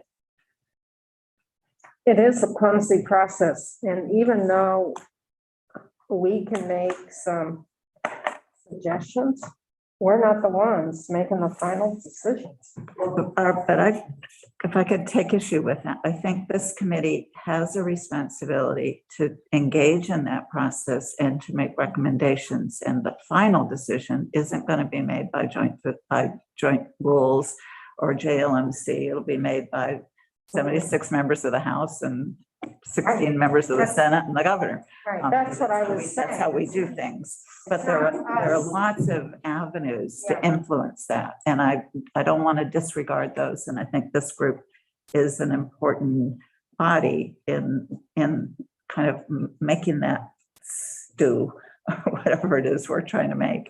I won't use the word sausage. It's making something here. But that's what I was saying. We're not the final say in this.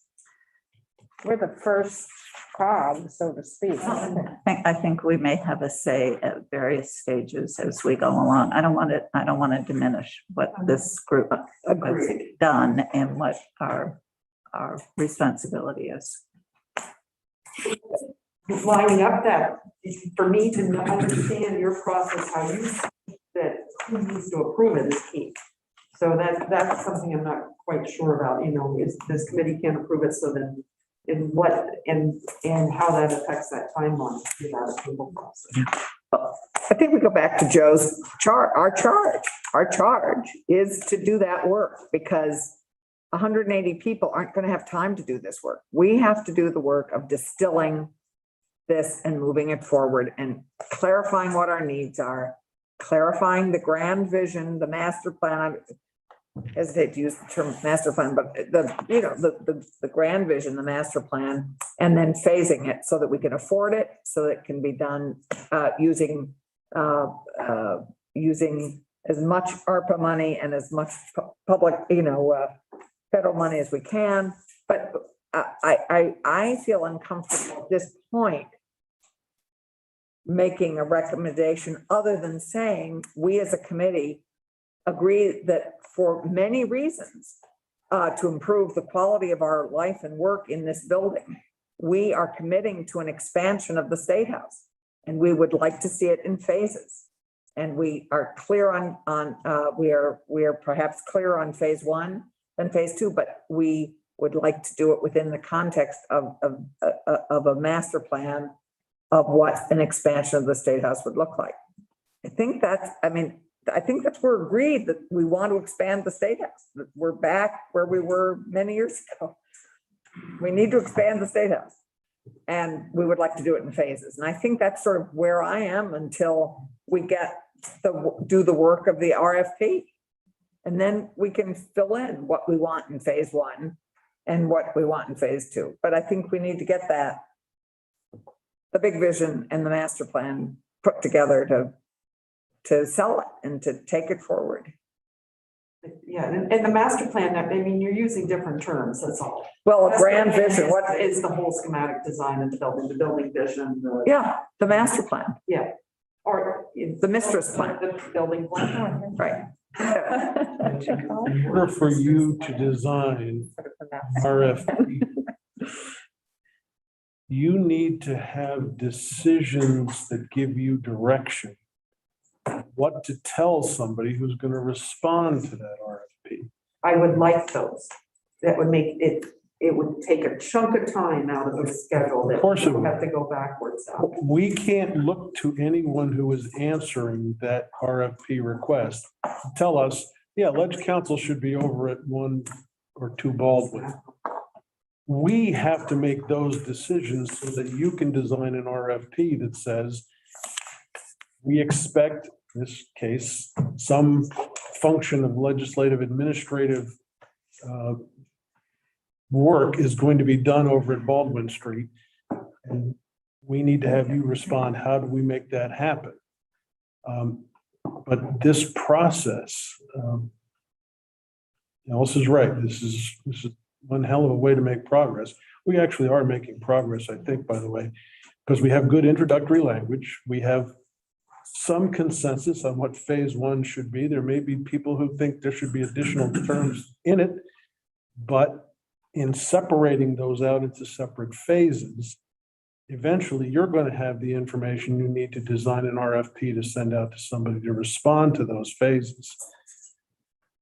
I don't know how else to do it except to have another meeting and talk about what should be in phase two and whether any additions should be in phase one. And there may be another meeting to determine what's in phase three. But I would hate to see you sending out an RFP without all of that information in front of you. So isn't the RFP for the master plan that would then recommend within our design? I mean, if we state as a priority, we would like to do it in phases, and that our first priority in phase one, at this moment, we think it would include these things. But aren't we asking for in the RFP a master plan? You're asking for you're calling it a master plan, yes, the building plan, the master plan for the building or whatever, yeah. For the expansion. Yeah, for the expansion, okay. Right. Usually when I do a master plan, it's like capital complex master plan, okay, or the state house grounds master plan. Now, if you're thinking of that's, you know, everything affected around it. When you do a building, you always have to, you know, as the code requires, you look at the parking around the building, the accessibility and everything like that. So that's all part of the planning of a building, and we'll call it master plan for the word that you'd like to use, but I've been talking about a comprehensive building plan. Right, a comprehensive building plan. That's better than master plan. A comprehensive building plan. Then we, at that point, can we say we'd like phase, and then at what point is a recommendation for a phase one appropriate after we have a comprehensive building plan? Right, and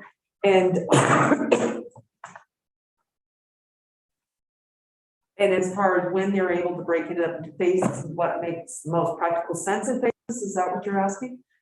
Then that happens too, but we can also say to them, we think this makes the most sense in phase one plan, is that, you know, and whatever else support systems that need to be incorporated into this, is that you know, we believe, we'd like to see the cafeteria, you know, and those committee rooms, and based on other previous plans, that this is something I think everybody's pretty much comfortable with, is moving in that direction. So that's why I don't see that the architect needs to make a big further decision, if you just say, this is what, you know. Yeah, we'd like it in phases, and at the moment, we feel that this is what phase one would include. And that everybody is amendable to that too, which is very key. Where phase two, not everybody's going to be amendable to different factors in phase two. We feel that phase two is going to be the biggest hurdles to get over. But we will already have a vision for that, because we will have a comprehensive building plan. Which we will need to have for environmental permits Right. too, or even our building permit, any of our permits, that they're going to have to say, okay, all right, this is phase one, what is phase two planned on? And how that's going to be incorporated and, you know, how the fire department accesses the building, you know, or how the trucks get to the building, stuff like that. So I am just trying to take out some of the stumbling blocks that I can see that will make the time stretch this longer, so that you lose the money. That's why I'm pushing for certain things. If you can make a decision, or you can get a committee that can make a decision and move forward, and that's what we had initially on the expansion project like 20 years ago. And that we were able to move forward all the way to DD, but then it got shut down because of money and politics. So that's the question, is where. But how many years did it take to get to that point? Took a couple of It years. took 4 years to get Yeah, there. and we've only had two meetings. do that. But we've already got to that point, is what I Yeah. say. I don't think you throw everything away that everybody did, but, the Fremont French and the Feingold Alexander, those are all very relevant. And to me, when I look at it, when I reviewed these two plans together, they're very similar. They have the similar program needs. The question is, how big is this? How big is that? Or where did things go? But they're really coming down to the, understanding of this is the building's progress. And then to do the bigger vision, but if we give them the direction of the bigger vision, saying, then that moves it even further forward, that the bigger, the one vision that we have, we know that we like the cafeteria and the living room split up, and, that seems to work for everybody As a first step. as a first step. And then the second step, how does, everybody else is, in all those 5 plans that I've seen, they all just lay out to one side or the other after this center core goes up. But we will have had that conversation as we approve a comprehensive building plan. We will already have come to agreement on that. In this, yes, during the summer. Right, so next year's work is coming into consensus on that, even though we may have agreed on a phase 1. But, okay, so the RFP will get us a comprehensive building plan. That's, yes, Okay. And then John. that's the intent. Okay, so I've been typing this outline. The goals, I read the goals that have a specifications outline, and then sort of a paragraph about the appropriate construction. I can send this to everybody, and I'm happy to keep working on it and update it and get your suggestions. It's really important to me that we have something on paper. So we don't have the same conversation again. And this is just some of the things that I was hearing from people in our conversations, and also things I thought of that didn't get said, but there are 11 sections of the outline: legislative committee rooms, large capacity meeting rooms, bathrooms, accessibility, security, administrative space, accommodating members of the public, cafeteria space, airflow and HVAC needs, environmental sustainability, which isn't something we've talked about, but I think the legislature as a whole would want that. And then equitable and inclusive design. Again, something we haven't talked about, but I would think that probably we would mostly be on the same page. The legislature would like program designers to propose appropriate construction phases based on the funding and building use schedule of the legislature, and shall propose a comprehensive building plan for an expansion and renovation of the Vermont State House based on the above outline. Program designers should review previous design plans and recommendations and take those into consideration when completing their proposal. That's the final paragraph. I can send this to people if you're interested, or I can delete it and not do anything with it, but it was just my attempt to get something on paper from what I'm hearing that creates some kind of structure that might be useful. So why don't you send that out to the committee members and also to Trish as well? I'm not sure I have if I send it to Janet. Yes. Okay. Thank you, Ruth. Who was the other one? Was it you, Butch? That was me. Patricia, you've talked about decision points that you'd like this committee to make. Oh, I'm sorry. To verbalize some of them. Would you be willing to write those decision points down for us that are important to you and get them to us so we can chime in on those points? Because we could be, I don't know if we're making what we're making here, but it's not going as well as it could. And that might be helpful if we knew what you needed for the RFP. Yeah. We think we know what you need, but I'm not sure that we know what you need. No, I'd be happy to do that. Thank you. John? I'm just gonna state a couple of things that I think are pretty obvious. One is that we have to construct in phases by necessity because of the legislative schedule. The first phase of construction ought to meet our most urgent needs. When we define what those are and that phase is completed, our most urgent needs should be met. And when we move on to a subsequent phase of construction, the first phase after that, we do say we change we create new committee rooms where the cafeteria is now. After we finish the second phase, it may not look like that. Some of those committee rooms may move into the new construction in phase 2, and that could become administrative space. So all of that can shift as we move forward. But the main thing is that the first phases of construction need to meet our most urgent needs. And so It seems like that's pretty obvious, but what I need, the user to tell me what is your most urgent needs. Now, I can tell you what I think they are, but that list needs to be something that is generated too. So it's, the cafeteria serving area, committee rooms, the house committee rooms, the Senate meeting in another room. These are kind of like the motion that's on the floor. exactly, and these are our most urgent needs for phase 1, and maybe that is put into the motions that those are most urgent needs. So that it's clear, that it's clear the direction that you want to go in and how to better serve, how they can better, what you want, how they can better serve you as an architect to get something completed that you, so that it can move forward. So in spirit of moving forward, we do have a motion on the floor. It's been moved and seconded with introductory language.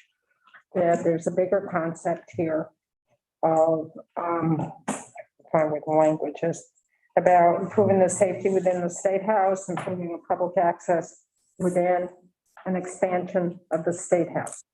And with the expansion of that State House, the first phase is the cafeteria flipped in the committee rooms. That is basically the motion. So could we hear the motion then? Because as long as it's described as within the context of the comprehensive building plan, I'm more sanguine with it, but I didn't think that it was. That was agreed to be added on. As the- Oh, good. Not just- That's why I said this is just the first of several motions. I don't want to dismiss what David said. It's very important. We have to come to a consensus on what that grand vision is. We also, as a body, have to move mechanically to get a piece of paper out the door. I am not suggesting that with this motion, that's the only piece of paper going out the door, not by a stretch. It should be much bigger than what it is. We have to make progress on something before we leave here today. So I'm thinking we are using the introductory language. We're going to say we believe we'll be done in phases. Here's phase 1. We come back next time, we talk about phase 2. We talk about what the grand vision is. That's fine. We have to arrive at consensus on all those things. But we've also got to get some progress today. Does that make you more sanguine? No, I don't understand why the rush today. We've already made 2 motions. Because we're going to Money keep out. revisiting We this spent if we 6 don't hours take a vote. Today, Get a- in the last meeting, talking about this subject. Right. We really got to get focused because we're running out of time. We're focused. I mean, I don't think we need this motion. don't either. Yeah. I think this motion is unnecessary at this I point. think it is necessary because it indicates we're made Okay, some I'm calling the progress in our question. discussion. I'm calling the question because we've got to start moving off the guide. We have been spinning and spinning and spinning for 2 hours. I'm going to call the question. Is everyone clear on what the motion is? I'd like to hear the motion again. Is there a second? Yes, John seconded it. You want to rephrase it at all? I don't remember what the introductory language was. I think it was Ruth that had read it initially. It was Allison. It was talking about the goals are to improve the safety of the State House, improve public access within the context of a comprehensive building plan and a State House expansion. The first phase of that would be moving the cafeteria up, using the old space of the cafeteria for committee rooms, and looking at the HVAC system for that and also designing for future needs. And it does not include any of the stuff about dividing the committee rooms in the 30s and 40s, That would be included in this, would be dividing those rooms up. because it wasn't stated in, it was in mine, but not in Right, Jim's. it should be, because that's also part of the first phase. That those committee rooms, smaller committee rooms, will also be torn down to be a center wall, so that the adjoining side committee rooms would be larger. But we're doing this in the context of a larger comprehensive building plan. So this is the first step. And then we'd meet again and we'd talk about phase 2 or phase 3 of that bigger comprehensive plan. But at least get this behind us to know this would be the first phase of a larger plan. And I would say maybe access to those spaces too, or the, you know, I worry about the ground floor and the access in developing the space out here may need to be looked at in phase 1 also. Especially because of security and control, and accessibility, and things like that. But And that's expanding the motion. that would be just the first. Wouldn't that be implied? Yeah, it could be. But assume so. I mean, as soon as we start Yeah. saying we need Yeah. these little bits, then we'll Yeah. be right back to where we started. But Right. Comprehensive. I'm trying to understand what, I think I understand the motion, but that this is not in connection with an RFP. This is just an endorsement of, by this committee, of that lead-in language and the overbuild and the committee room restructuring that I think we've described. I think it starts giving direction to Trish for the RFP. But I think the motion didn't include language about the RFP. Am I right about that? The language, that it's just. You're not- We like this idea. Right, we're not I think ready this is a good idea. We're not ready to give Trish marching orders on RFP. I'm with you on that. I don't think we should. I think we shouldn't. I think this is, if we can make endorse a concept, which has some detail to it, which is what we've described several times. I think that's a good start. Any other questions before we take the vote? Al, Sorry, I know, so this is sort of like, Very much so. so can you just remind me, in the first sentence, do we talk about within the context of a comprehensive building plan, this is what we're proposing as phase 1? I mean, do we say that at anywhere there?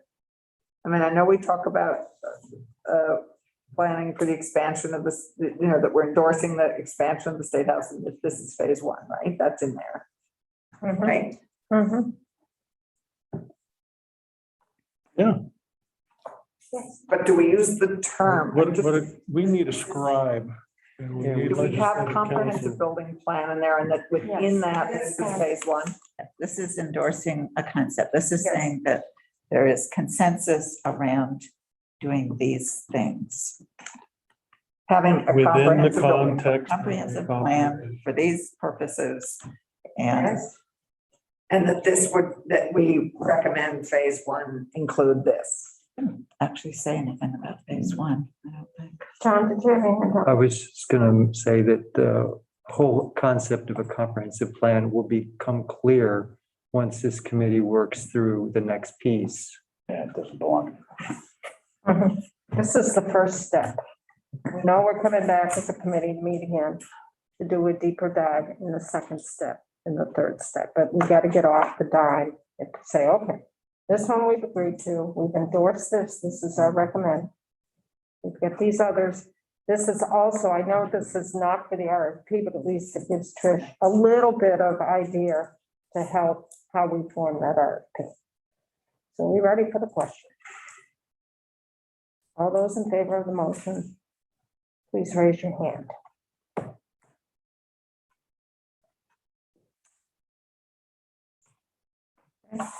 All those opposed?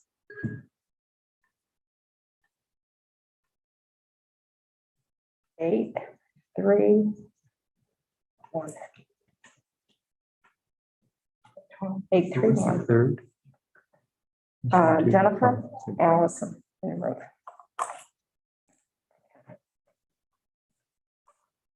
So what I'd like to do now is it's 3 o'clock. Let's set up a time for another meeting, because I think we're pretty burnt out today. So that we can go through the next step of figuring out cases for further expansion, other expansion. Also, David, there is work being done on the interpretive plan. Ruth has talked about the issue of portraits within the State House, which is part of this interpretive plan. And you've been working with a consultant that is working on this, that will be available in the next couple of weeks to bring us up to speed and what some of the thinking and work is. So Right. Our consultant is Gretchen Soren, who is the director of the Cooperstown Graduate Program in Cooperstown, New York. And she happens to be coming to Montpelier to work with the Vermont Historical Society on the weekend of the 31st, Halloween weekend. the 30th of October, yeah. And if you were okay with meeting on, say, Friday, the 29th, she would be able to do both. She could be here in person. It would be a rare opportunity because we haven't really planned to bring her to Montpelier all that much in the coming year that we're working on the interpretive plan. But she would be able to be here for part of that meeting if you could set that as part of what we try to do Is she, on the, would she also be available on the Monday, the 1st, or not? it would be a little less convenient because she would be here on Saturday, the 30th. That would mean that she'd have to stay Yeah, and I have an all day. all day First. Sunday. You do have an all-day meeting on the I 1st, have a sudden economic development. 29th. and I have a half-day meeting on the 29th. I have all-day meetings on the 29th and the 1st. Ah, But can I clarify something, Madam Chair? So the capital bill of 2020 included a provision about the portraits and the interpretive plan. And there are actually two plans, and this is yeah, confusing and something I've had to explain many times to people. There's the interpretive plan, which is interpreting whatever artwork and stuff we have and historic stuff we have in the building. And that is now an official duty of the curator. That was added and as a thing that he has to have an interpretive plan, or she has to have an interpretive plan.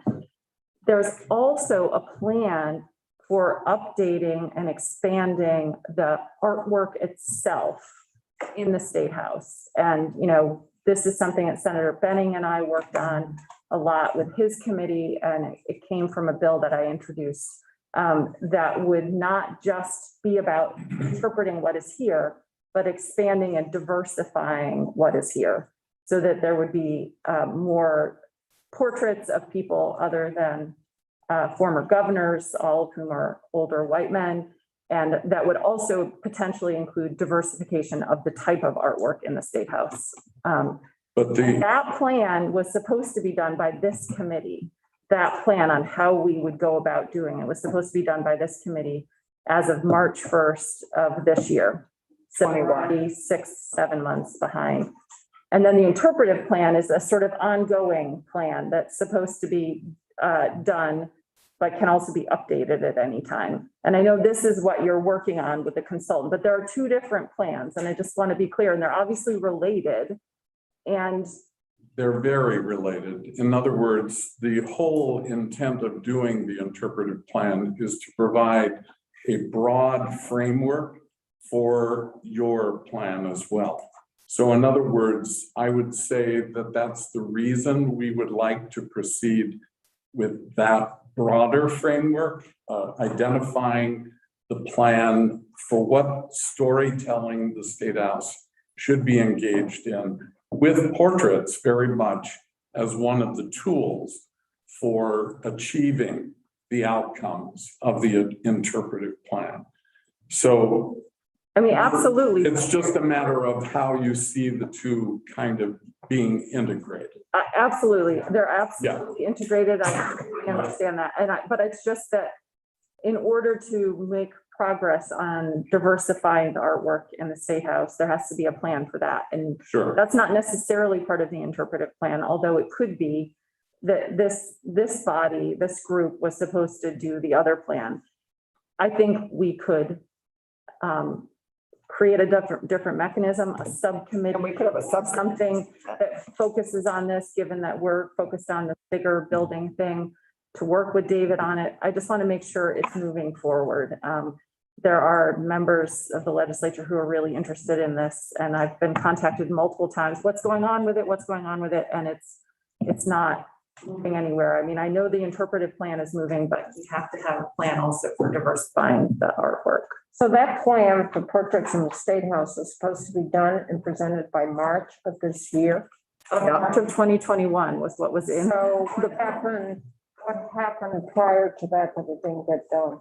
COVID, I think, is probably the big reason why it didn't get done. I mean, Joe and I talked about it in February, and it was just, this committee hadn't even been fully appointed. That's the word I'm looking for. So, and then, you know, the legislative session got crazy, and then this committee had other things to do. So I think that at this point, it's not so much about the deadline, it's more about getting stuff done. I actually like Ruth's suggestion that maybe a subgroup of this committee working with us on that would help.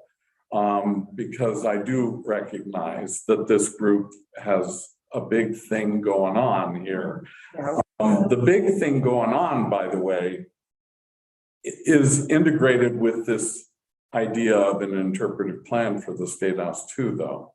So it's about the visitor experience to the State House, the audiences who come to the State House, the accessibility to the State House, and what the broad narrative of this building is, and all the tangential storytelling that is connected to that broad narrative.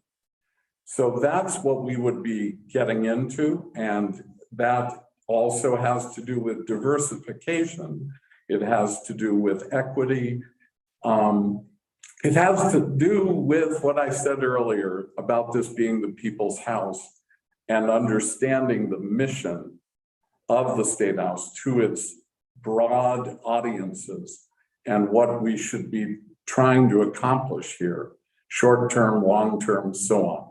So it's a big exercise that can, in fact, help inform what you're doing right now in terms of understanding who's coming to the State House and what their various purposes are and how we ensure that they feel connected to this building and welcome to this building.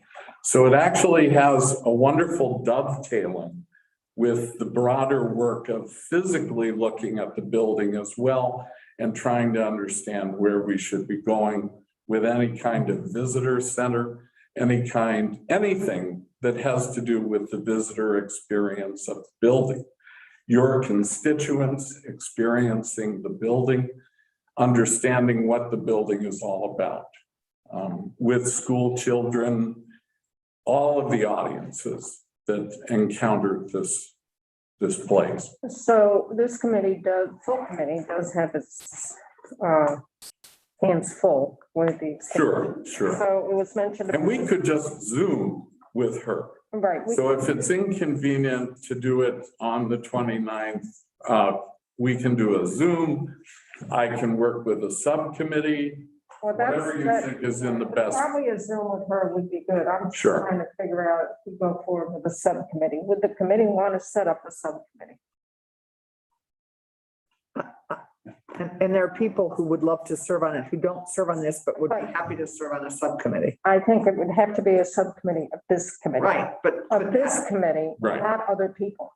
well, but the former chair of this committee would love to serve on it. I don't know if that, I mean, it's this committee that's supposed to do the work. I'm working with a variety It's working of, with a variety. I'm working with other groups on this, including the Friends of the Oh, State House, of course. So there are all kinds of ways for others to be You involved. can consult with them, but they wouldn't be Right. part of the subcommittee. Because if it's the role of the advisory committee, it has to be members of the advisory committee. You can reach out to other folks Sure, for information, is what I'm thinking. sure. But if it is one of the duties of our committee. So would members be supportive of setting up a subcommittee of our members here? They can reach out and consult with other members, but other members would not be able to be members of that subcommittee. Because then you're really going to hunt beyond legislative authority. I'd be happy to see. Subcommittee being asked to do, are they coming back to us with recommendations? They'd be coming back to We us. then make to somebody else? I would assume, I would say they need to come back to us with their proposal. So I'm just, I don't know what the responsibility of this committee is. Is it to approve this interpretive plan, or is it to recommend it to? It would be initially, what I wanted the consultant to do with you would be to facilitate a meeting to get feedback from everyone here and your own ideas Right. to inform such a plan. But we got two And then we different can things go. going on. Something different. I'm Yeah, trying to but- figure out what our job is in this committee and once I know the answer to that, what is the subcommittee then gonna do? Are they So gonna- this committee was the portraits in the State House. The which? The subcommittee would be for the portraits. No, I understand the subject matter. I'm just trying to understand the process. There was in the capital bill, it was required that this committee report back with a proposal to, I think it was their two Institutions, committees, yep. institutions Okay. committees, and maybe the appropriations committees. I can't remember. So again, but it's just- we're advisory. We're Exactly. making a recommendation and the subcommittee will tell us what to recommend.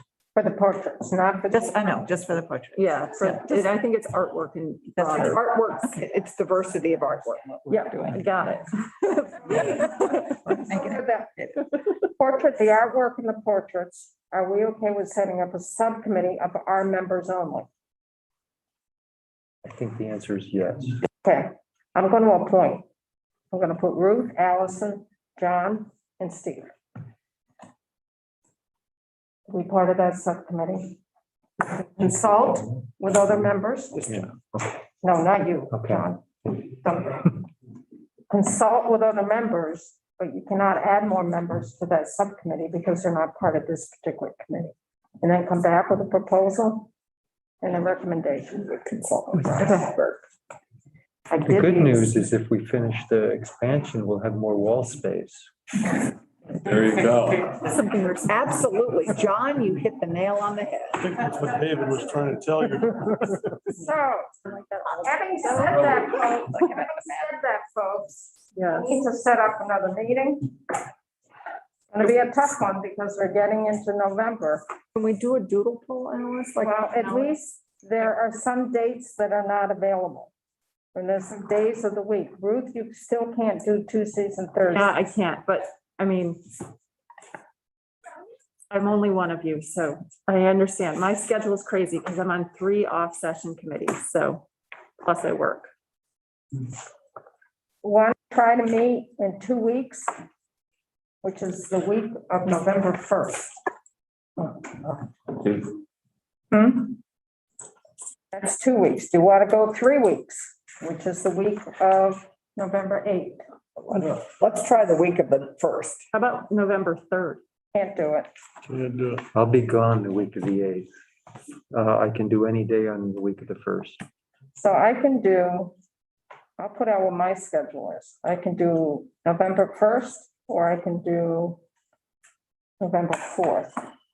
I'm gonna check an email, I think. I don't believe I can do the 3rd. I could do the 4th. I check an email here that came out. I cannot report tax. We see it, for November 1st. Take them one day at a time. About, I'm just trying to see, I saw an email come through for something.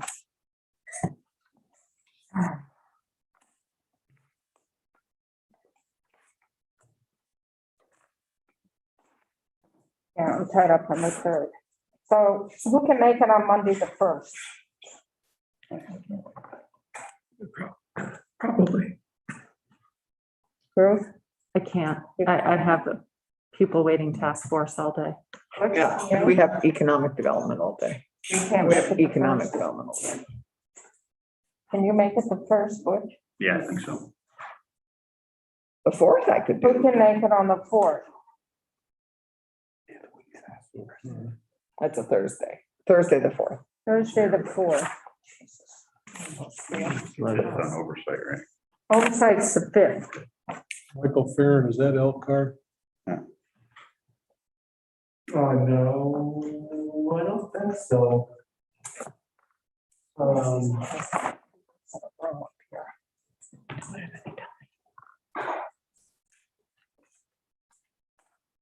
Somebody count the hands. Please, how many can do Thursday, the 4th? Elkhart is on the 4th, What time? Elkhart is 10, 12. Could we meet in the afternoon? Could we do like 1 to 5? That means we get home at 7:30. at I will night. tell Elkhart they're gonna do without me. How's that? Okay, let's do Thursday, the 4th. Can you make Thursday, the 4th, Butch? I hope so. I'm just gonna stay up here that week. Yeah. Thursday the 4th, 10 to 3, 10 to 3. 10 to 3. I can't make it, but I'll send you all my outline. You can do with it whatever you You're gonna want. send that to us anyway. I'm gonna send it to you anyway. That'll be my contribution to that meeting. Hopefully it will be useful. That'll be very helpful, Ruth. Yeah, Thank you. we'll chew that up. We'll chew that up. What time did we say? Yeah, you can take that. 3. And I don't dare set up another meeting after that, or should we? I prefer to do it now because it's just getting fuller. Yeah. So Mondays are good for Ruth. Ruth, Mondays and Wednesdays? Yeah, mostly. I mean, I also have my other committees. I could do the 15th, for example. Yep, Monday, the 15th. Does that work for folks? Could we start a little earlier on that day? It'll have been post daylight savings time. Could we start at 9:30? I don't know. I probably can't do the 15th, The 16th. 16th, I think we just talked about, Ruth, Tuesday. did we just talk about Tuesday, the 16th? I can't do Tuesday, the 16th, but I could do Monday, the 15th. I I could do probably that. can't. I can't. You can't. But Yeah. Sure. you can also meet without me and it'll probably be easier for everyone. How about Wednesday, the 17th? Nope. I can't do that. No, How about Friday, the 19th? but they suck. I know, but Fridays suck, but But Friday, I could do Friday, the 19th. Can you do that, Ruth? I can't, people waiting task forces that day. I thought you were Tuesdays and Thursdays. We are, whenever we can meet, we're trying to, Tuesday. it's a tough issue. Yeah. Tuesday, the 16th, could you do the 16th? Yep, Tuesday, I could. the 16th? If we started a little earlier. And it can't. I can't do the 16th. I can't do Tuesdays. I can do Monday that week. Yeah. Yep, I could do It's the only Monday. day that week I can do it. People on Monday, the How 5th, about Monday, the 22nd? week of Thanksgiving. Thanksgiving week. Yeah, I mean, I'm not anywhere until Thursday. Nope, got judiciary. Can't do the 22nd. Oh, are we having a good time?